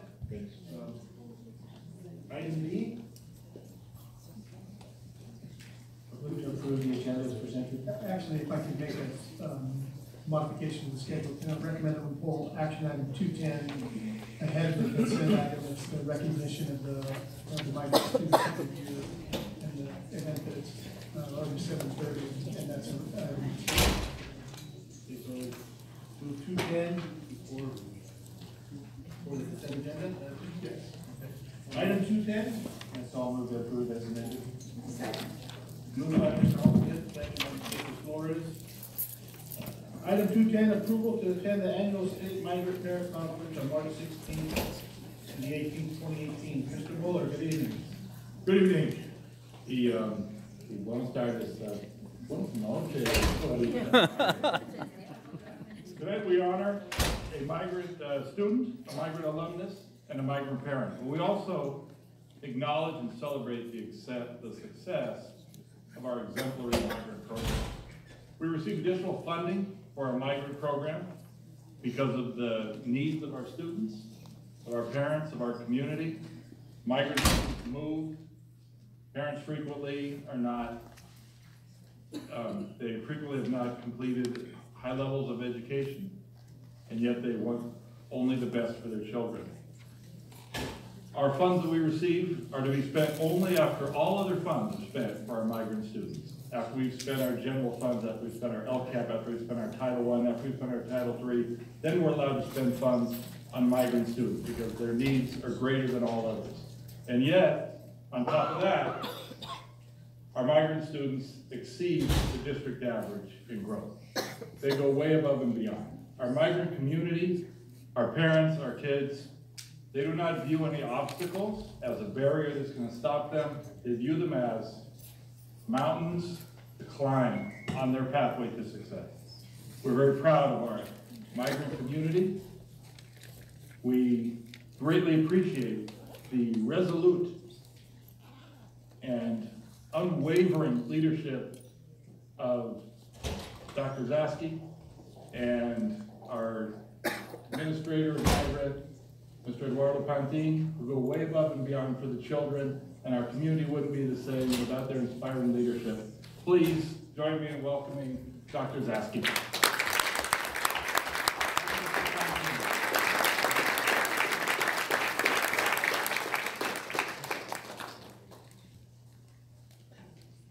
Thank you. Good evening.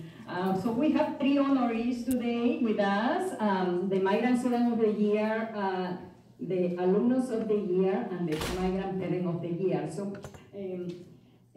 we're going to start with the Alumnus of the Year, and Eduardo Panti is going to introduce him. And we have a few presents and certificates also for them. Good evening, board members, cabinet. Benito Camarillo, our migrant alumni 2017-18, a community organizer for the Mixteco Indígena Community Organizing Project called MICOP. The MICOP is an organization of English, Spanish, and indigenous language speakers who are working to empower and aid Oaxacan Indians. They mostly provide direct services, the necessities of life program, distributes clothing, diapers, blankets, and other items to those in need. The organization also has programs which provide food, resources for medical care, education, literacy classes for adults, and weekly community meetings to inform and educate immigrants about their rights regarding immigration. Benito Camarillo came to Santa Maria from Uxtlahuaca, Oaxaca at the age of 12. He attended Rice Elementary School. He later attended El Camino Junior High under the principalship of Mark Miller. During his high school years, he attended Santa Maria High School. In 2009, he attended Allen Hancock College. And in 2012, he obtained his associate's degree in Spanish. After many hurdles, financial struggles, and the voice of his dad echoing in his mind, telling him, "Mijo, tú no tienes que estudiar. Vente con nosotros a trabajar en el campo. Son, you don't need to study. Come with us to work in the fields." Benito decided to ignore his dad's request and attended Fresno State. In 2015, Benito graduated with a bachelor's degree in Spanish literature. In 2015, Benito Camarillo decided to come back to Santa Maria to help his family, to help his community. He worked with Fighting Back in 2015 through 2017. Currently, Benito Camarillo works for the Mixteco Indígena Community Organizing Project. Ladies and gentlemen, distinguished board members, cabinet, it is my pleasure to present to you and to all of you, Benito Camarillo.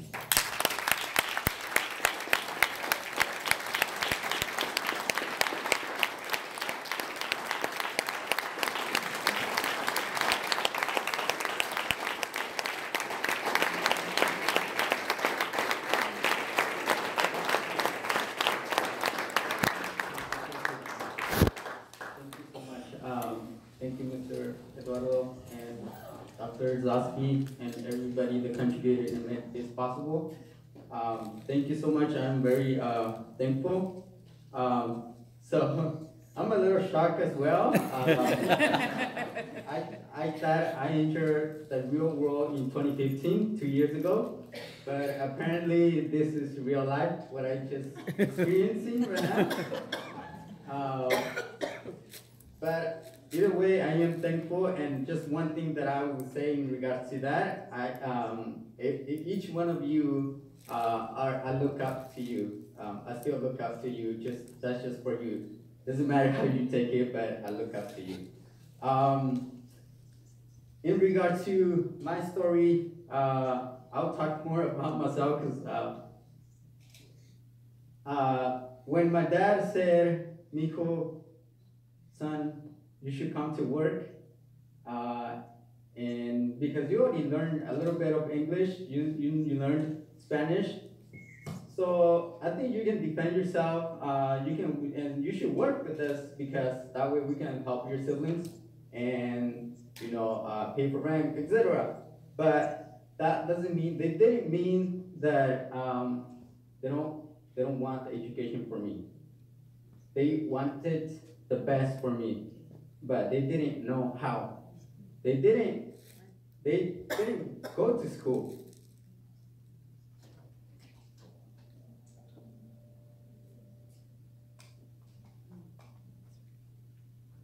I am super thankful for my parents.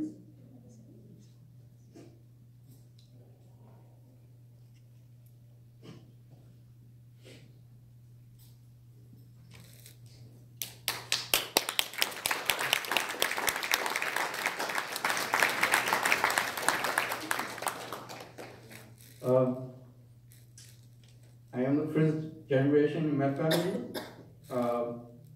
I owe that to my first brother. They had to sacrifice their education.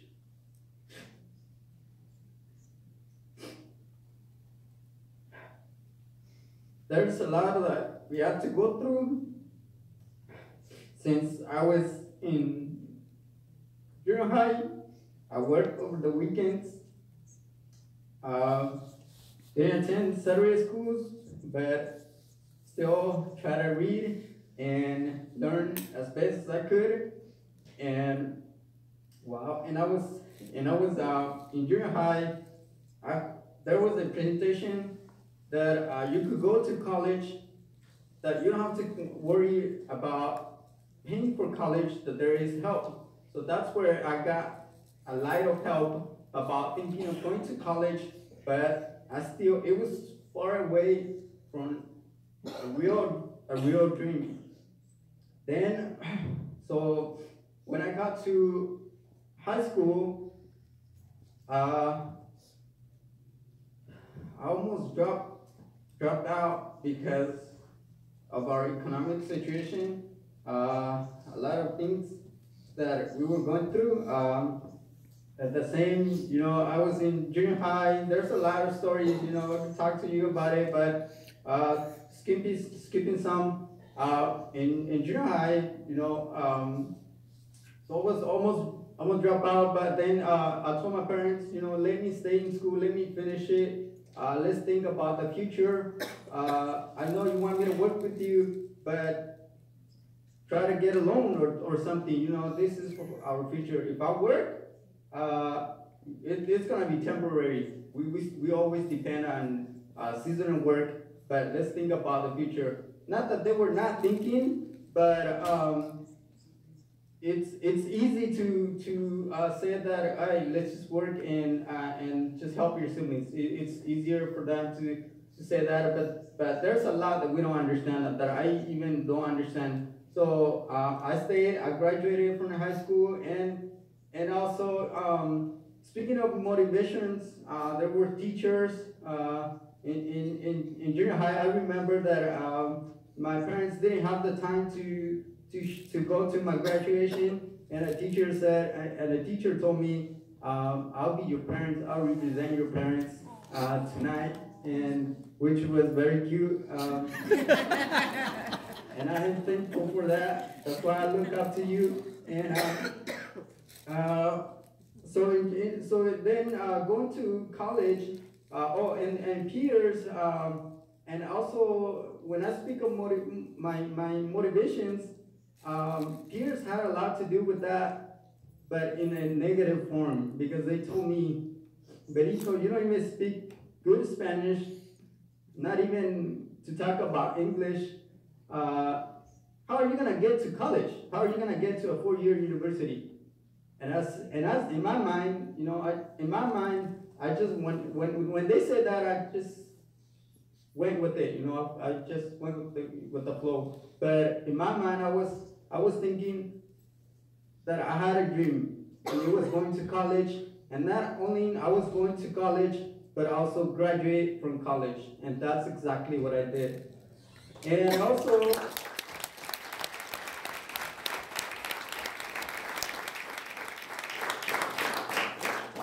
so everything that I was facing, all these struggles, not knowing the system, the school system, not having my parents with me, learning everything through my own, it was very difficult, and maybe working 2 jobs while attending Henka College, working during the day, and I'm sorry, that was summer. For summer, I had 2 jobs. Working during the day, and then later at the restaurant, and then trying to keep up with a lot of things. So I think that if we understand each other's situation, we not research, but talk to each other, we learn a lot from each other. And I asked everyone and everybody nicely that we should work together and that we should, you know, we're gonna go through this together. And I think there's a lot of work that needs to be done with the indigenous people, for them and with them, and we are more than willing to work along with everybody at this school, and you know, I am very thankful for our education and, you know, our people that help us go to college, and that's not going to college. I mean, graduating from college is the only dream. There are a lot yet to accomplish. So thank you very much.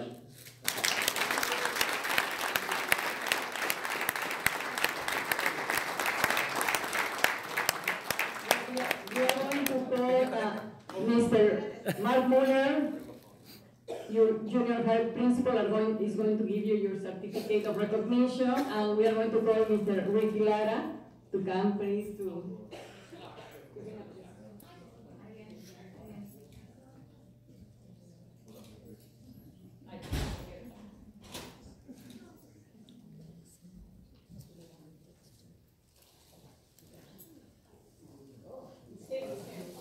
Talking of appreciation from Mr. Camarillo. You're an inspiration to everybody, not just to your people, but to everybody in this district. Kids will look up to you. You give everybody hope that it can be done. You know, and I'm really proud of you. Thank you.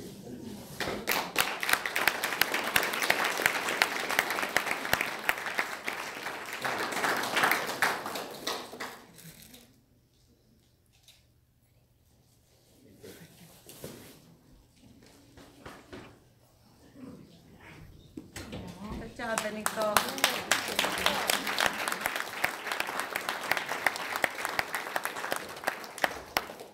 I will call our great Ontiveros principal, Sullivan, our migrant parent of the year.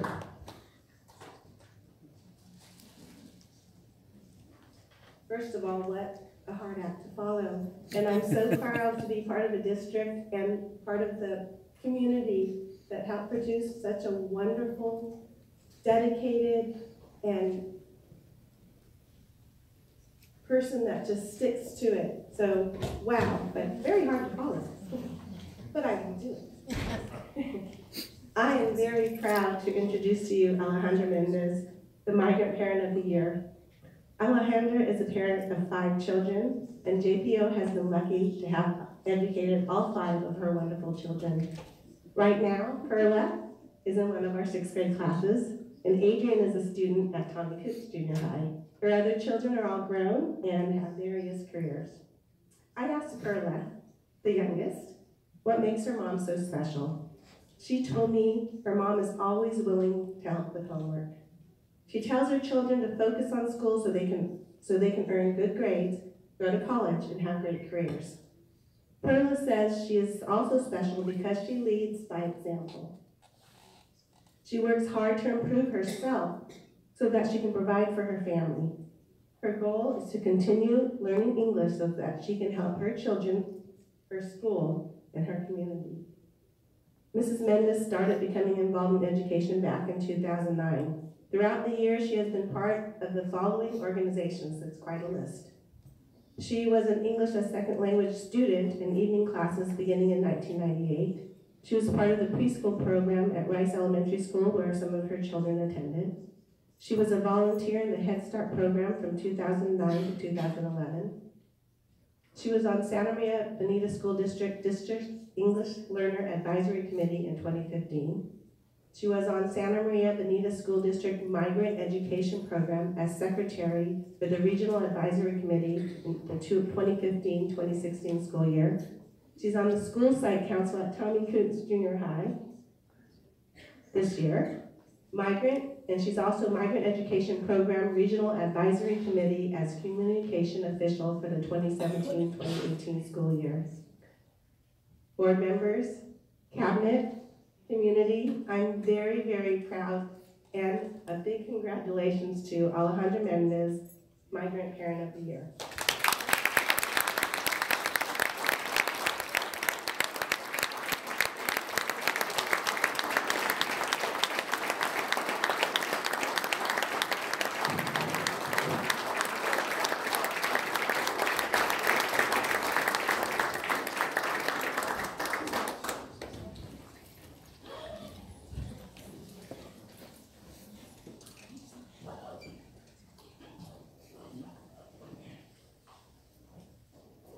Hola, buenas noches. Mi nombre es Alejandra Méndez y es para mí un honor ser la mamá migrante de este año. Good evening. My name is Alejandra Mendez, and it is an honor for me to be the migrant parent of the year. Creo que ya me lo merecía. Son muchos años caminando de la mano del programa migrante. I believe that I deserve it. I have been with the migrant program for many years.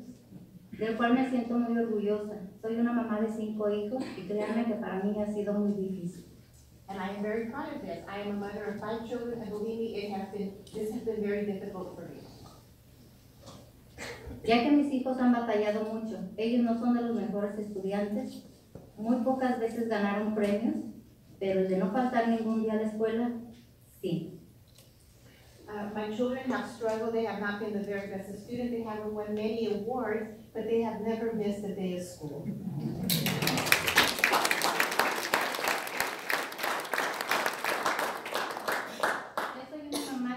Por ellos, los anima y siempre fui su fan número 1 en cada uno de ellos. I am a mother that fights for them. I always encourage them, and I've always been their #1 fan. Créanme que para mí ha sido frustrante, aunque nunca se lo demostraba. En mi casa no había y no hay excusas para no ir a la escuela.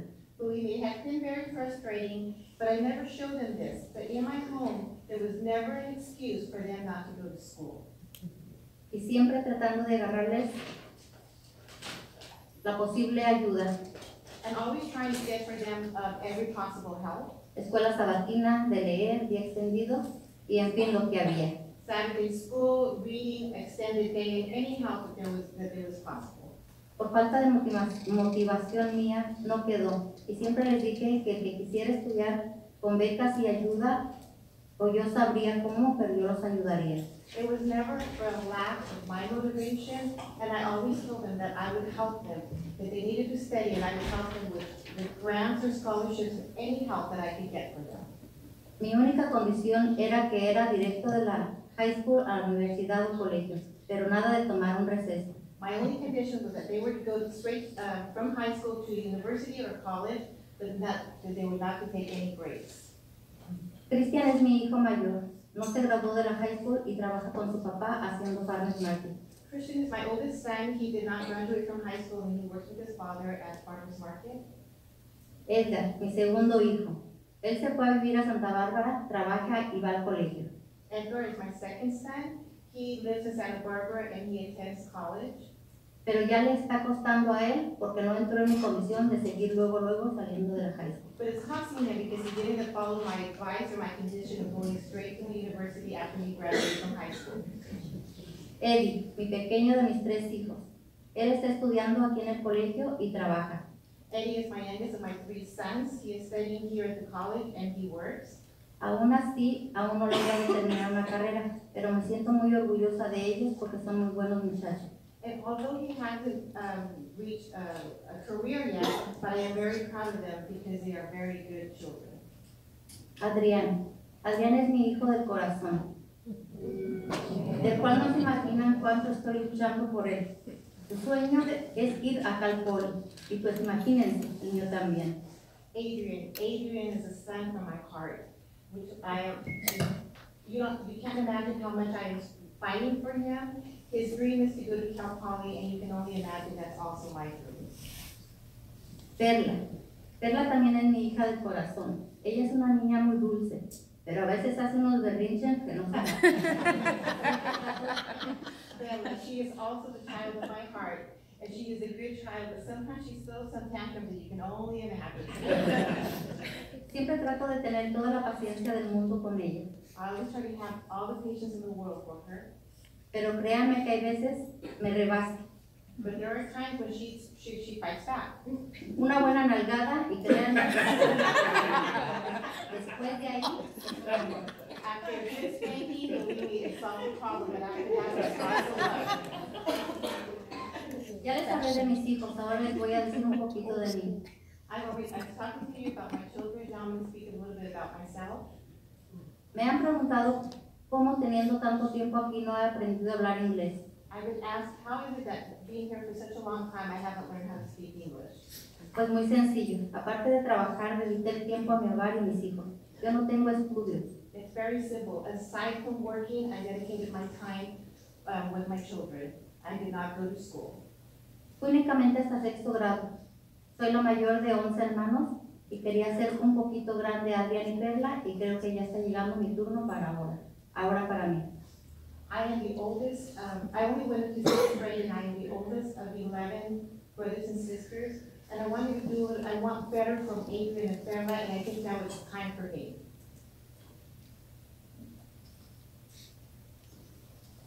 Ahora le pido a Dios un poco de tiempo para ver si puedo hacer un sueño realidad.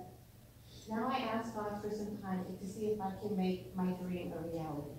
Aunque sea para irme con la satisfacción, aunque créanme, desde diciembre para acá he pasado unas pruebas muy duras. Even if I have just that satisfaction, believe me, from December to this moment, I have gone through some very difficult times. Aún así quiero seguir adelante. And even then, I want to go forward.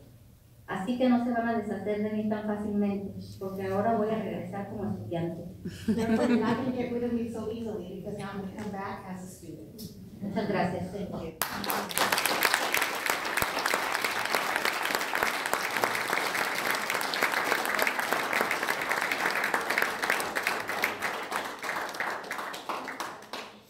I would like to call Mr. Hollinger to come and give a little token of our appreciation to Ms. Mendes.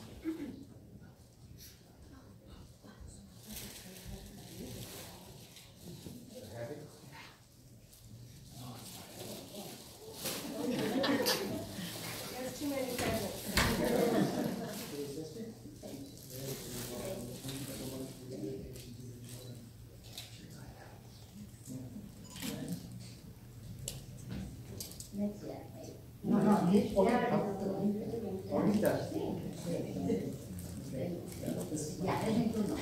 voy a cuidar.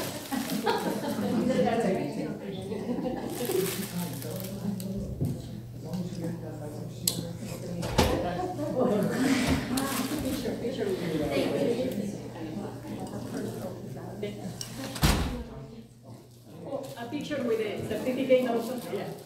Okay. Flowers?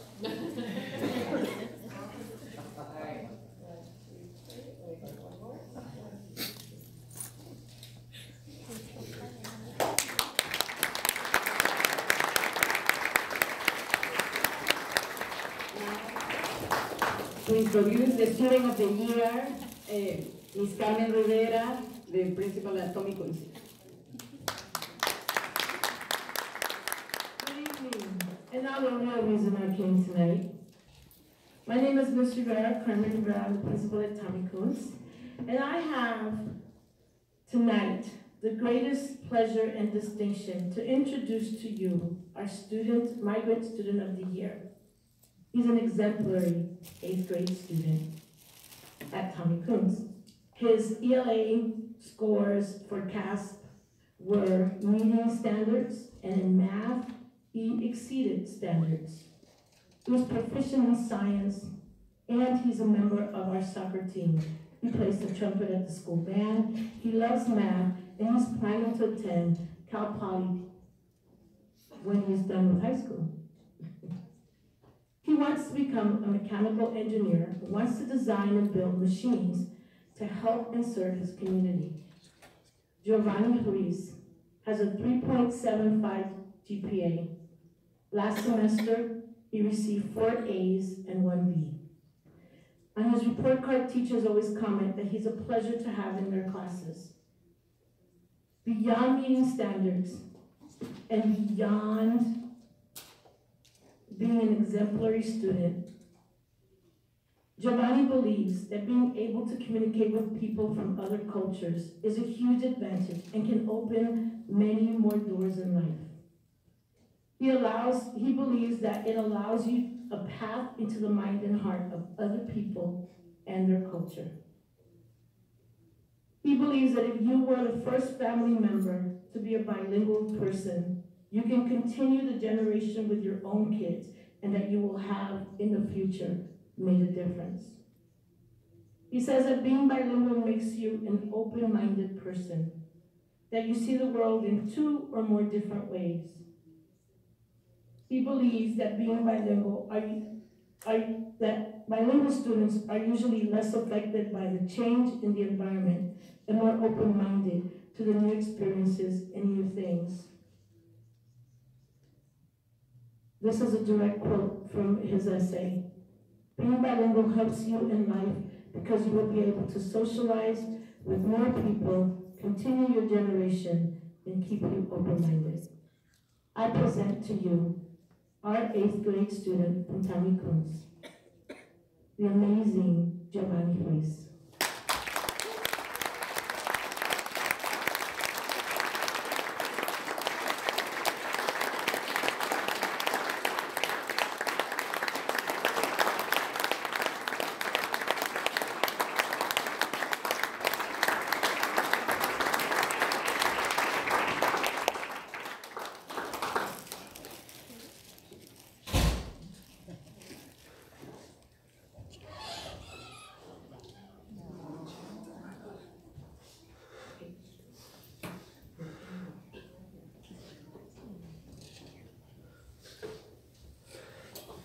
I want to say thank you to my parents for encouraging me to go to school and saying that going to school is going to help you in life. You always have a dream to grow big and go to university. Thank you.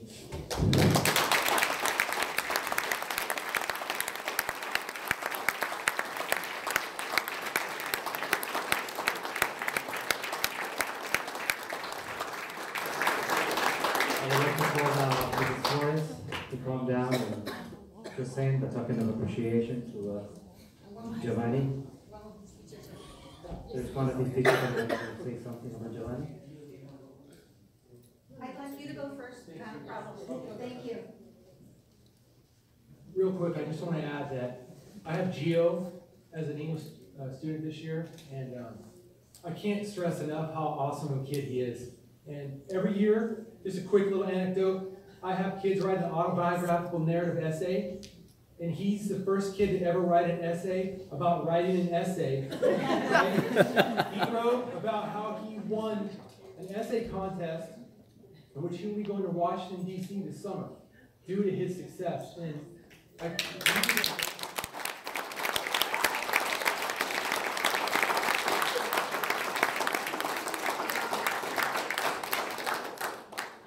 his 2 proud parents are here with us. The dad, Mr. Ruiz, and the mom, Papa y Mamá.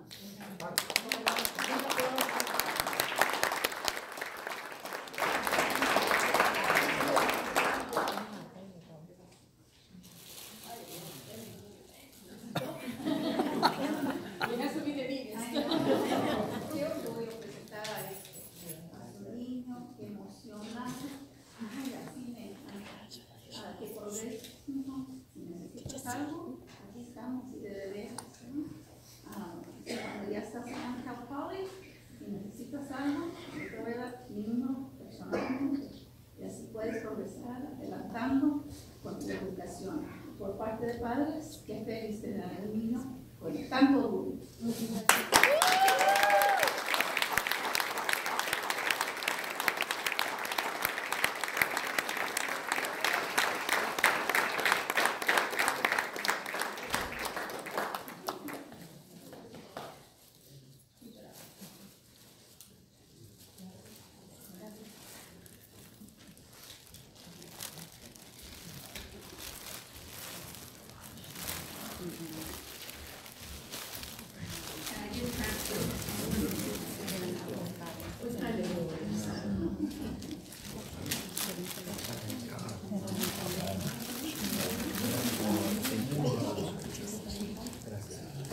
Anybody else have any comments? Would like to make a comment? I just want to comment that both of these folks made us as a school board so very, very proud.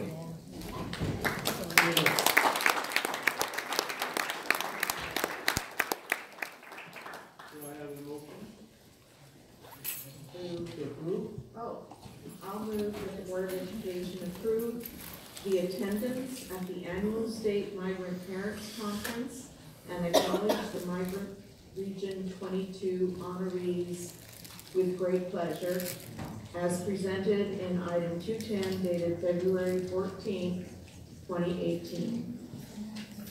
Second, do we have a second? Ms. Cordero moved, Mr. Holloway second. All in favor? Aye.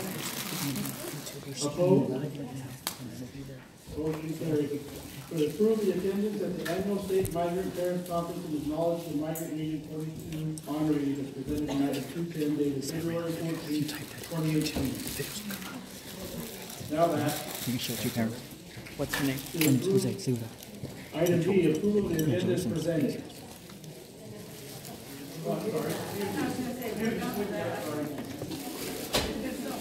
The consent agenda. I'll move to approve the consent agenda as presented. Ms. Cordero approves the consent. All in second. Roll call.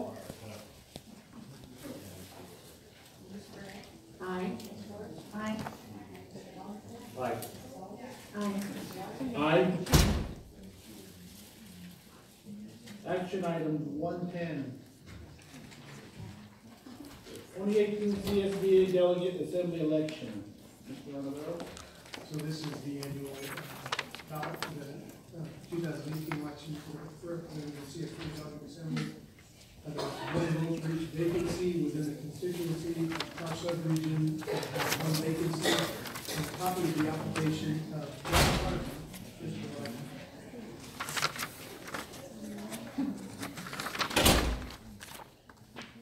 Cheers. Yeah. Oh, he does. Really enjoys it.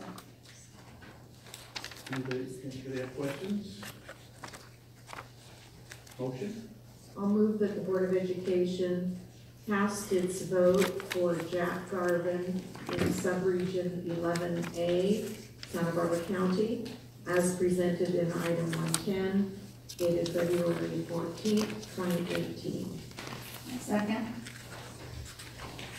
Ms. Cordero moved, Ms. Flores second. All in favor? I'm sorry, all in favor?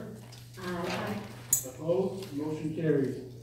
The Board of Education cast its vote for the candidate of its choice for the Subregion 11A, Santa Barbara County, as presented in item 110 dated February 14th, 2018. Item 320. Future. Presenting on this item tonight will be Mr. Brian King to walk you through the process and award for our dairy bid this year. Great, thank you, Mr. Beecher. Good evening, board. Patricia McKnight, our purchasing supervisor, couldn't be here this evening, so I'll be taking some of the items. This award for dairy products. This bid called for dairy products to support food service, and the bid specifications were prepared by the district and posted a notice calling for bids on October 6th and 3rd, and also posted on Planet Bids. The documents contain a multi-year extension clause that allows the district to extend the award for an additional 1-year period for up to 2 additional 1-year increments for a total of 3 years. It's mutually agreed upon by the district and the vendor. We did receive one bid. It was opened on January 31st.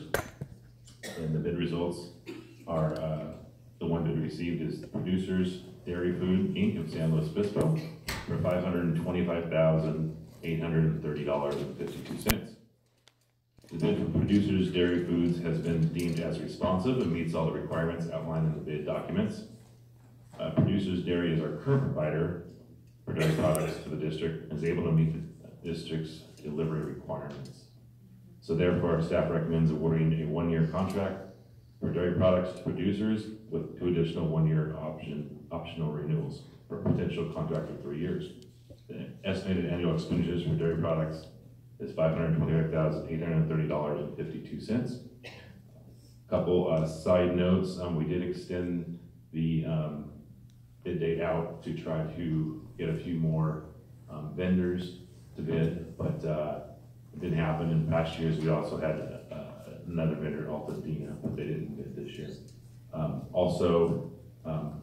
The pricing on this, producers did drop their pricing by about 3.5%, so that's a good thing. Everything's been going well with them the past year, Yes. No hiccups, issues? No hiccups. These were those ones that provided stinky milk before? No, that was the other person that vendor that did not bid. So did we switch to these guys in mid-year? As a result of our contingency with the previous vendor? Yeah, we did mid-year when we selected Altadena, and they came in with a low bid. There was complaints about the smell of the milk, and there were complaints about the taste of the milk, and then they started having trouble delivering timely and to the right locations, and we got a lot of excuses, and we kind of had to lose drivers. So there was a lot that kind of went on as they continued down the path of becoming our provider. We did bring in producers mid-year. The next year, we bid again, and that provider did turn in a bid, but it was like 20% higher than their prior year bid. So they were required to bid by their company and put in a price they knew we wouldn't award them to. They couldn't meet our demand from their distance. I think they were down in Ventura area-ish, and they just couldn't deliver enough milk to our standard on a daily basis. In response to that incident, we did add a component to this process to have a taste test by students if 2 providers responded. But if only 1 provider, there isn't a need to do the taste test like we had experience with it. But we did add that component in to address just that issue.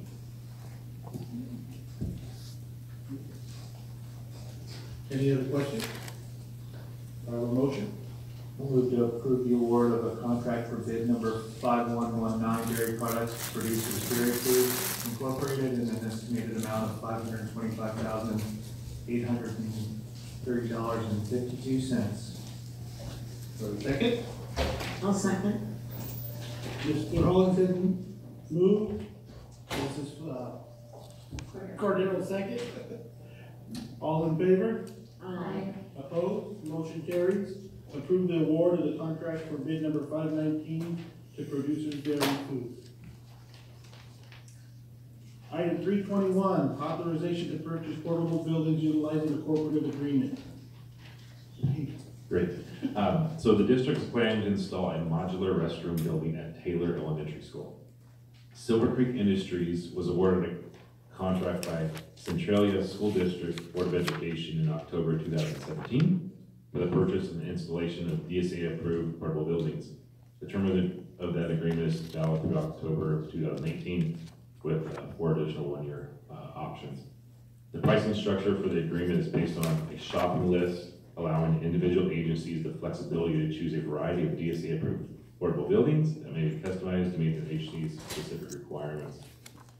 The agreement includes a clause that allows other governmental agencies to purchase DSA-approved portable buildings under their agreement. So district staff has reviewed the cooperative purchasing agreement and determined that the best interest of the district to purchase DSA-approved portable buildings utilizing this cooperative purchase agreement.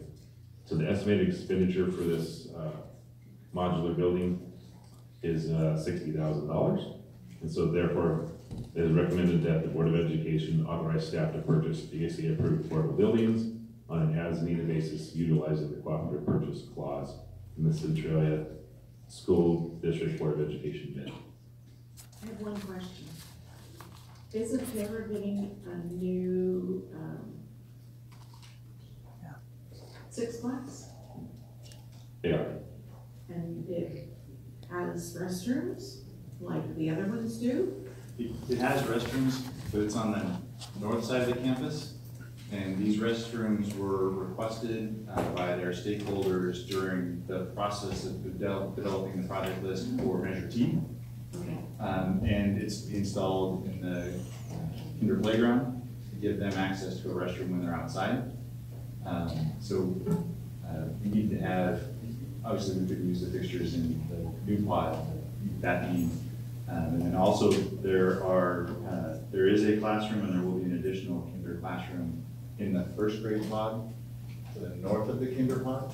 And so they don't have restrooms in those classrooms, but this will give them more proximate access to these restrooms for those students in those classrooms. Okay. Are there issues at Taylor similar to with some of our other buildings of not being able to view where the restrooms are when a person is on duty? So I think when the students are outside in the playground, their access to a restroom is in the classroom. So yeah, if they go into the restroom, they won't be in the view of the person who's outside. What's the footprint on this thing? I believe the building is about 8 feet by 18 feet. It's a sister building to the restroom that we put in the field out at Jimenez.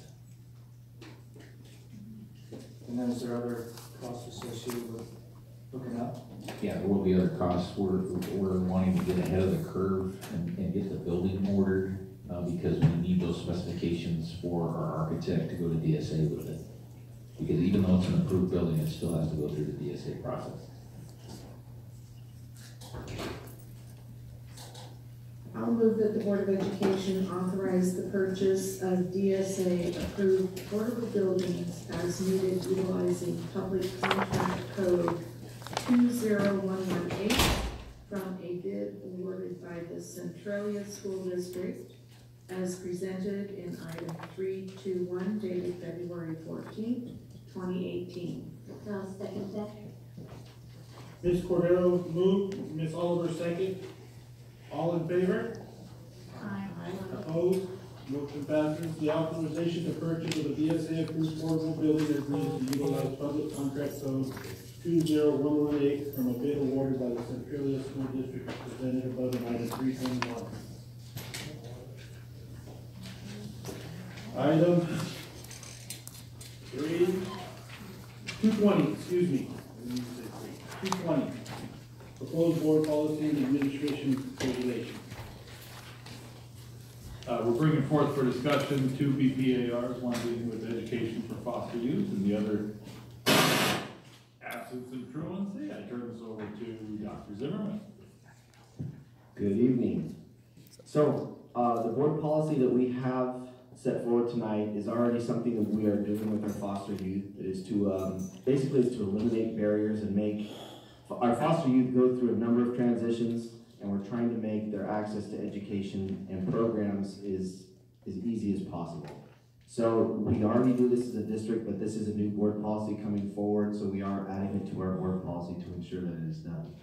So we talk about placement based on the best interests of the students, staff receiving training, and this can be done with office managers, clerks, when we meet with them, talking about enrollment. Important when students are foster students is they're treated like homeless, and they're to have immediate enrollment even if they don't have their records, their immunizations. We understand that they have a 30-day window to have these things, so that way they're not withheld to enroll in school. So they're granted immediate enrollment. So training staff on how to do that and making sure that is done when we encounter foster youth. Collaborate with local agencies to provide services. So we currently have a foster youth liaison with Santa Maria Valley Fighting Back that work with our foster youth. It's a liaison that works with our families. We also have tutoring services provided to our foster youth, so they receive anything and everything that they need in order to be successful. And then also, because foster youth is part of our LCAP reporting on how they're doing in regards to attendance, achievement, graduation rates, suspension, and expulsion rates. So the board policy is pretty short. The administrative regulations, I believe, is a little bit longer because we start getting into the definitions within the administrative regulations. So what is a foster youth? It's a youth removed from a home under the Welfare and Institution Codes, or is under transition of jurisdiction of the juvenile court. And educational rights is the responsible adult that's appointed by the court who is going to make decisions for the student. School of origin, and this is one that we really have to take into consideration, again, not uprooting a child who's been moved around on a regular basis. And that's what we do with our busing is school of origin. If they have to move, we've had students that have gone, placed in Orchid for foster homes. We make sure that, you know, even though their home school is Alvin, we'll get a bus to Orchid and make sure they can continue their time at Alvin so they don't have to bounce around depending on where they have a foster family. Best interest, so it goes into what is considered the best interest of a foster youth. The decisions are based on proximity, stability, and the least restrictive environment for academic progress. So, you know, if you have a foster student and they really don't have a school of origin at this point, you look at, okay, well, where might they have family members or someone close by or somewhere that's close to where they're living or where they might be placed. So we take all these things into consideration when we look at placing our foster youth in schools. And the district liaison is me.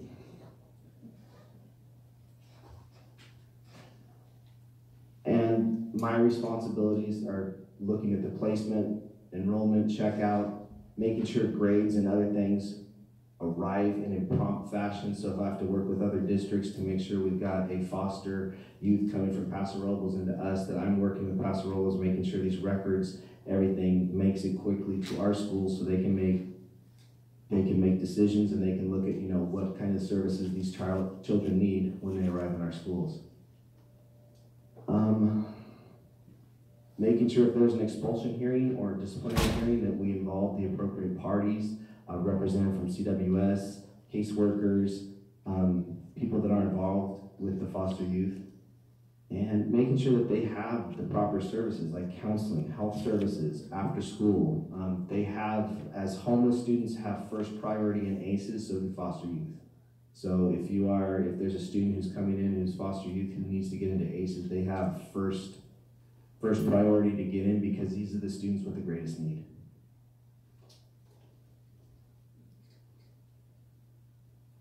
And we're still going with administrative regulations. And the font got smaller. I'm going to test my vision. Okay. It's going to be a challenge. Screen. Yeah, making sure that, you know, again, placing students in their best interest. If they're going from a feeder school, if we need to make sure they go to their junior high school where they know people already, making sure that that pattern stays consistent.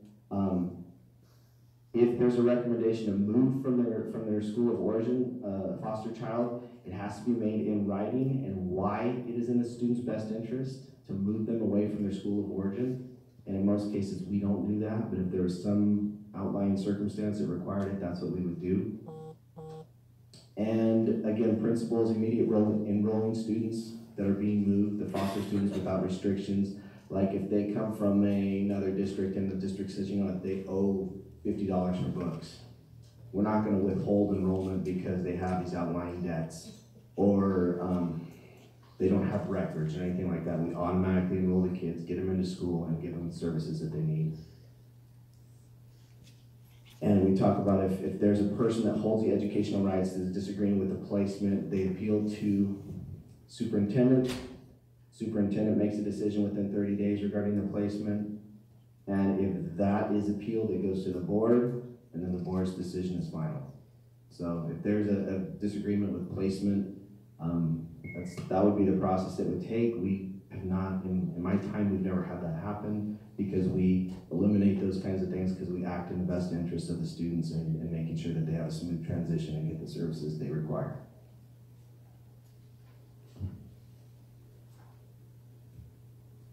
So if a student is placed with a foster family that lives within Santa Maria Bonita School District, but their school of origin is in Orchid or Guadalupe or Napomo, in the surrounding area. If it's, that student is offered, or do we automatically continue providing or we provide the transportation so that the student can continue to attend that school? So if the school of origin is Orchid, we'll say that's the example, but they get placed in a foster placement in Santa Maria, Orchid would work out the transportation and make sure they stay at school of origin. And it's one of those things where we can get into cost splitting and things like that with districts and say, well, they're living here, but they're your kids, so we'll split the cost. It gets nasty like that, and it's a little too tedious. So we basically say, you know what, if it's our foster kid, we're gonna pick up the bill. Your foster kid, you pick up the bill. We'll work out the transportation. And we bus them from Napomo, we bus them to Orchid, we bus them, wherever they need to go, but we take the bill if it's our kid. And if Orchid's kid, then they take the bill. But we don't get into the cost splitting or things, because it gets a little too technical, and just easier, it's our kid, we'll take care of it. Your kid, you take care of it. So is a child who is being moved frequently, do we consider the fact that they need the stability of one school so that they would not be moved frequently, say within our own district? Exactly, and it's the same with homeless, is these kids are already facing so many, extreme circumstances. We're trying to keep something consistent for them educationally, so bouncing them from school to school to school, it's easier just to find a bus and get them to their school, have them with their friends, and at least have school be that stability in their life, because their home life is under a lot of change. Welcome. And I guess this is a long administrative regulation. Next slide, which is still small. Transportation. That was technical enough. Yeah. I'm gonna mess it up.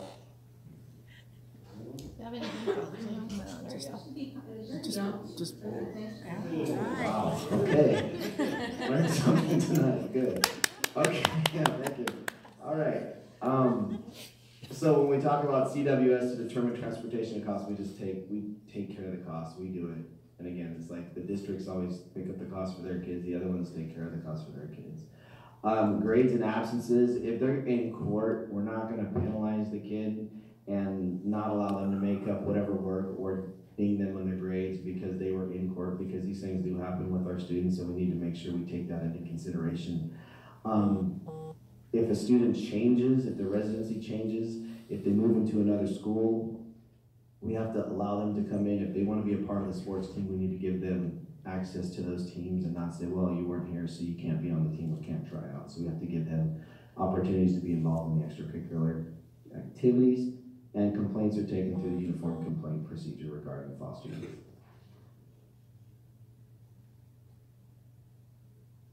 Okay, any other questions on foster youth?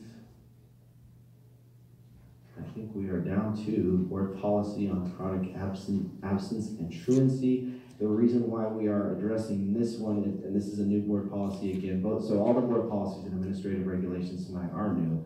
This one is important, and again, we do these things already, but it is part of our LCAP, and so we need to include this in our board policy.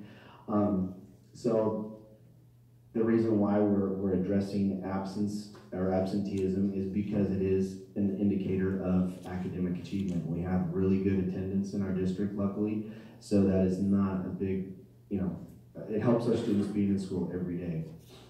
We do have a system to track attendance, and each year we can look at, and I can report out on what the daily attendance rate is, and everybody gets an email each day of what the daily attendance rate is for our schools and who are the top schools and things like that. But also looking at what our attendance rate is, our chronic absenteeism rate, and what the truancy rates are. And we'll get into definitions, I think, on the next slide. So my job as a superintendent's designee is to focus on prevention, looking at things like school climate. So some of the things we have to address that, we have our PBIS at a number of our schools, of positive behavior intervention and support. We have truancy mentors who work with kids through Fighting Back Santa Maria Valley. They talk with the kids about positive positive attendance habits and what they need to do. And when we have our truancy mediation team meetings with our families for kids who chronically miss school, the truancy mentors are involved, and we get them, if they're not already seeing the kids, they get signed up to talk with the kids and make sure we support the families, and we also talk to the kids in positive terms about school. Learning experiences that connect students to school, like incentives, things, those are two different things, but experiences that connect students to schools. We have different clubs, we have different sports, we have activities going on in school. We also have incentives. You go school to school. I can think of the schools that have really great attendance. The clerks will have the homeroom class, and they'll have how many days of perfect attendance they've had. So it becomes a competition. And there are incentives like I do each month. For the school that has the best attendance for the month, we do a luncheon for the staff, and then the kids get a pizza party. So that happens every month. We have some schools that are repeat winners, and the kids, and what we're seeing is the schools, when you look at the achievement, the ones with the great attendance are doing well with performance. So two go hand in hand. Collaborate with outside agencies to support students and families, and like I said, Fighting Back Santa Maria Valley is a big support with this. They have parenting classes for elementary students as well as junior high students, and they also have our truancy mentors that work with the families. And students, tardiness or truancy shouldn't be used as a basis for suspension and expulsion. And it's like your kid was absent or a kid was tardy, so you're going to suspend him and take him out of school even more. It's one of those counterproductive things. You're missing school already, so let's punish you by giving you more school where you can't attend. So that's spelled out that we don't do those kinds of things.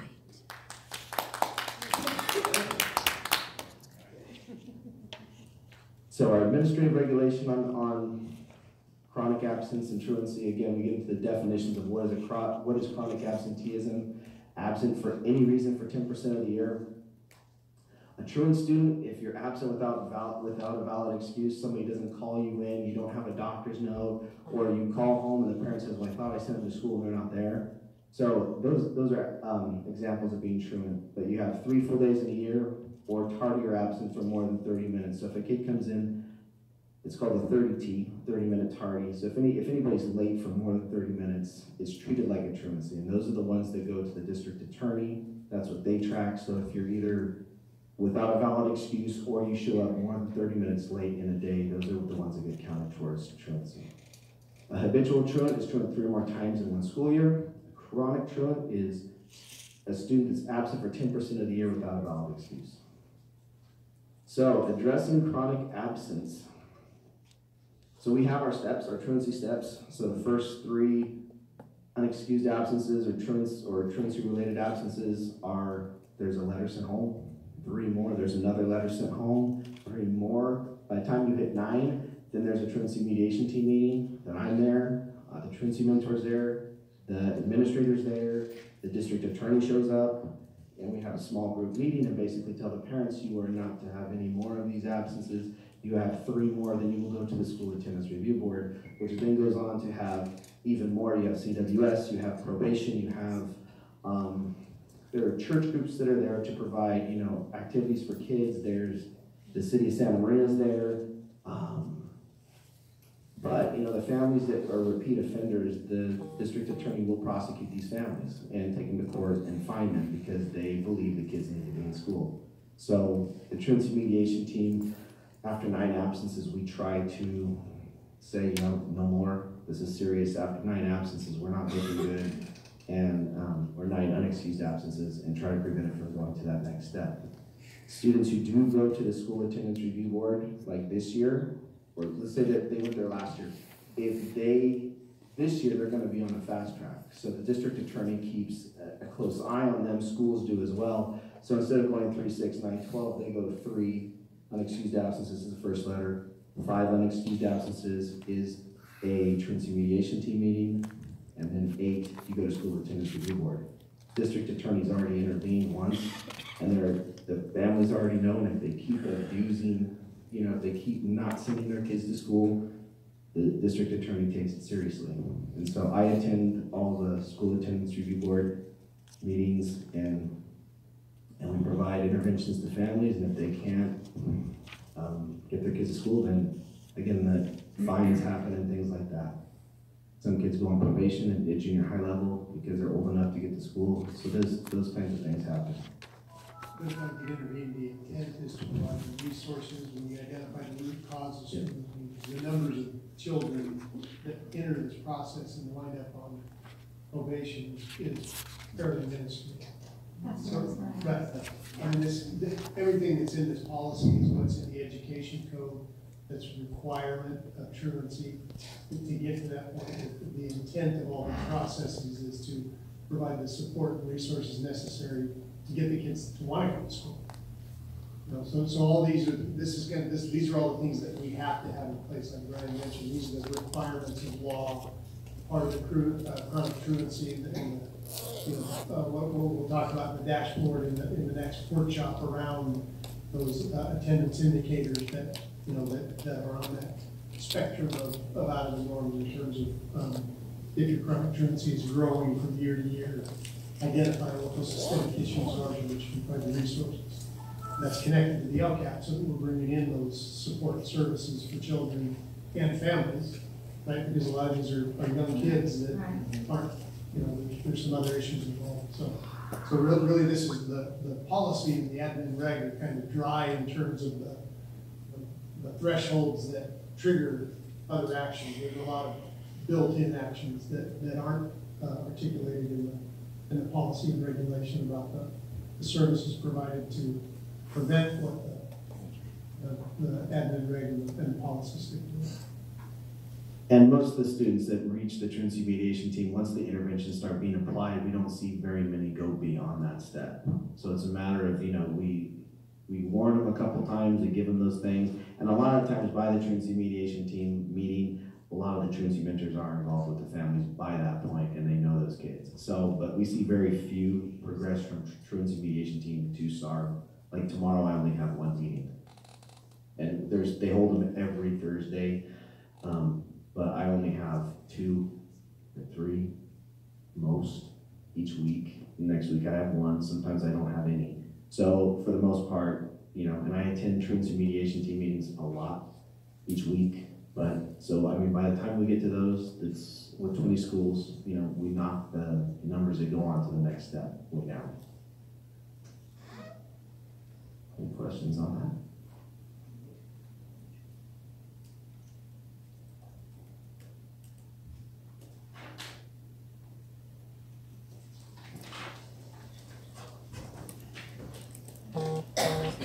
I acknowledge the receipt for the proposed board policies and administrative regulations as presented in item 220 dated February 14th, 2018, and request administration to bring them back for action at the next regular board meeting. Board, Superintendent, the report out, go through report out. What's wrong with it? One brief Sunday, the high school district hosted their first annual honor band concert at the new Performing Arts Center at PD. And just in light of having seen the photos that the Ariana's staff brought of their kids and their band from last year, and knowing several of the kids that I saw there from our district, I thought that was really cool. And they're also talking about articulating more with, and have been talking with our music teachers, band teachers about, continuing that pipeline. And it was really exciting because they want to make it bigger and bigger. But it was really astounding. They practiced all day Saturday, and they were led by their respective band teachers brought them there, but they were actually led by by Professor Johnson from Cal Poly. So he worked with them all day long on Saturday, and then for a couple hours on Sunday morning, they went from pieces that they've been slightly exposed to on their own campuses individually to coming together as a group and playing brilliantly. It was really, really fun. So those are our kids too that are going on to do some of those STEAM activities, and they were stellar. So that was really cool. So it was getting integrated with the high school guys at the time before we start moving in. That was great and getting it built up. Yeah, good stuff. I did see when they were integrating when it sounded high. And junior high school kids were there. They were so excited. So, it was just amazing. Mr. Dale? Yes, at the monthly Santa Barbara County School Board Association meeting, at our meeting on the 1st, we had a guest there, and I know her name is here somewhere, but I couldn't pronounce it anyway, who is the founder of Nature Track in the Valley, but it is open to schools throughout Santa Barbara County. It's no cost. They even provide transportation. I think some of our schools have been participating in this, but she also mentioned that there's going to be a nature-related film festival. Let's see, I didn't do March 23rd through the 25th in Los Olivos, which actually sounded like it might be kind of fun to go and see what it is. But and of course, it's a nonprofit organization, and they rely on donations and that sort of thing. But very passionate. She was very passionate about you know, what she does and being able to provide the opportunity for students in our area. I did have a chance about 2 weeks ago to visit Tommy Coons, and I had a very good experience. I went specifically asking about the ELD program and the opportunity class, which and is something that has been implemented this year, and you know, found everyone to be pleasant, and the kids at break time, I was out there, and maybe it was just an off day, but I did not detect any disturbances between kids, and pretty much most of the trash was picked up as well. So I plan to make another visit, but I'm also contacting other principals and going to try to get around to all of the other school sites as well, a lot in regard to things that we've implemented as a result of LCAP, just trying to get a feel for how things are going. Last week, I was in Washington, D.C. at a CADCA conference, and CADCA stands for Community Anti-Drug Coalitions of America. Both my husband and I were invited through Fighting Back Santa Maria Valley to go. Apparently other community folks have been prior to our going last week. It was very interesting.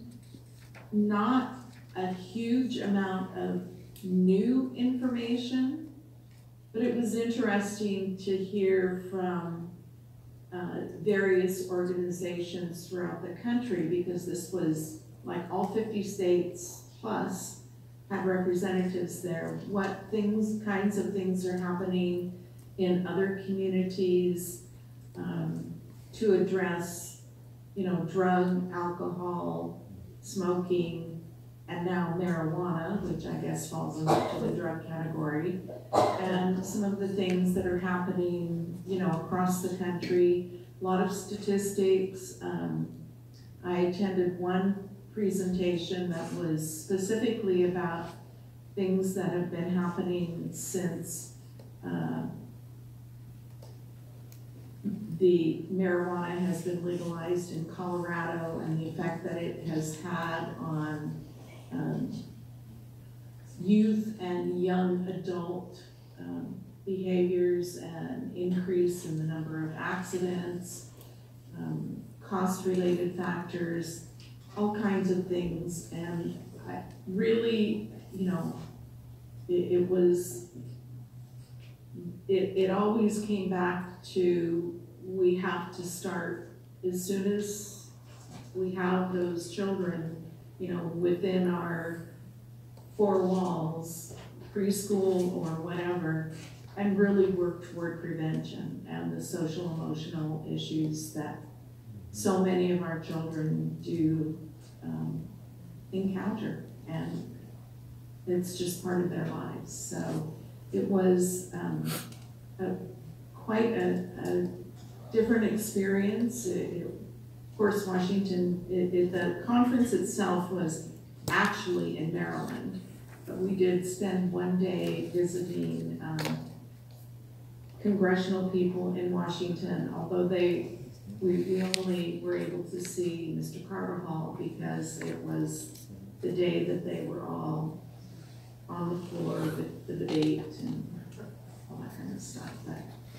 it was definitely a worthwhile experience, and I'm very appreciative of the opportunity to have that. I took some pretty good notes, so I can share some more specific information at another time, but I went with that in mind of being able to come back to share with our LCAP kinds of things and seeing the connections between things that we are already doing and the potential to continue, and as it is also related to a lot of what is going on within the city. So it was long travel days, but very worthwhile. And the only day it rained, of course, was the day we went into Washington, D.C. Did thunder and lightning too? No thunder and lightning, but it didn't take very long to bring back memories of schlepping around in Seattle when I was going to class at the university. Ms. Oliver, Ms. Ford? I just wanted to add something. I also attended with Linda, the county board meeting, but I want to get this to Luke so you can take it to cabinet. It's very important that our teachers know about this, because these field trips, there's no program fees. And there's a great opportunity here that I don't think our district has taken advantage of yet. And there's some nice field trip opportunities here for all grade levels at no expense. They provide the bus, they provide the docents, and they provide the actual guides that teachers would need to prepare their classes for this. So I was very interested in this. The other thing I would like to share is Cruising for Life, the organization, put on a crab feed this last weekend. And it made me very proud that it was sold out, but also that actual individuals that were helping out at the crab feed were students, former students of our district, now high school students, and they were very enthusiastic. And it was a wonderful opportunity for them to give back, as it was for us, to see their, just their energy. They were really very good at just doing their best and really promoting the idea of giving back to the community. So it's good to see a couple of formers in there. Mr. Romero? Just a couple of things, in light of today's events in Florida, we're overstating the importance of reviewing protocol. And so Brian has actually been working with Santa Maria PD. We've been working with them about a year, trying to establish some protocols. They've actually been walking the junior high sites. In fact, Brian walked Festival last week with a team from PD, looking at a comprehensive safety protocol. And in that same regard, we had individuals from Special Services Division met with each of the principal teams last week. They had presented to a group of teachers that I met with 2 weeks ago around a crisis response protocol to be embedded within that larger safety net that we are trying to develop through all those actions and services as part of the LCAP. So in that light, because we've been questioned many times about more with opportunity, in addition, Brian has scheduled a meeting for next week with the junior high administrative staffs to kind of get a gauge of where we are, because we're really a year in. We put those positions in last year and get everything up and running, getting the people in place until the spring semester to really gauge what are those similarities and differences looking like, so we can capitalize on some of that variation in practice to make sure that we're providing the appropriate support for kids that are struggling. And so in that, in a larger context, we have a board workshop scheduled for the 28th, 2 weeks from today at 5 p.m. The idea is to review where we are in the LCAP process, with what we've been doing with feedback from the community groups. Some of you have been at the LCAP advisory group meetings, but we've also done had some other settings, and so we'll go through the actual funding formula, what that impact looks like, particularly in light of, as Mr. Raymond was referencing earlier, where we are to measure T-school, because that's on the horizon, and we're getting that process rolling. Hope to have something at DSA this spring to get that process fully underway, so that we can have an addition to the inventory of school sites, hopefully by the 2021 school year is what we're shooting for. And then really to look at those, what's the results that we're getting from those actions and services. Just want to get that information in front of the board before we begin that annual update. We've already begun the annual update process. We're really looking at making those adjustments in the evaluations and some of those components that contribute to that overall cohesion and synergy that we need if we're going to really provide the scope of services necessary for children to be successful. So that will be the 28th at 5.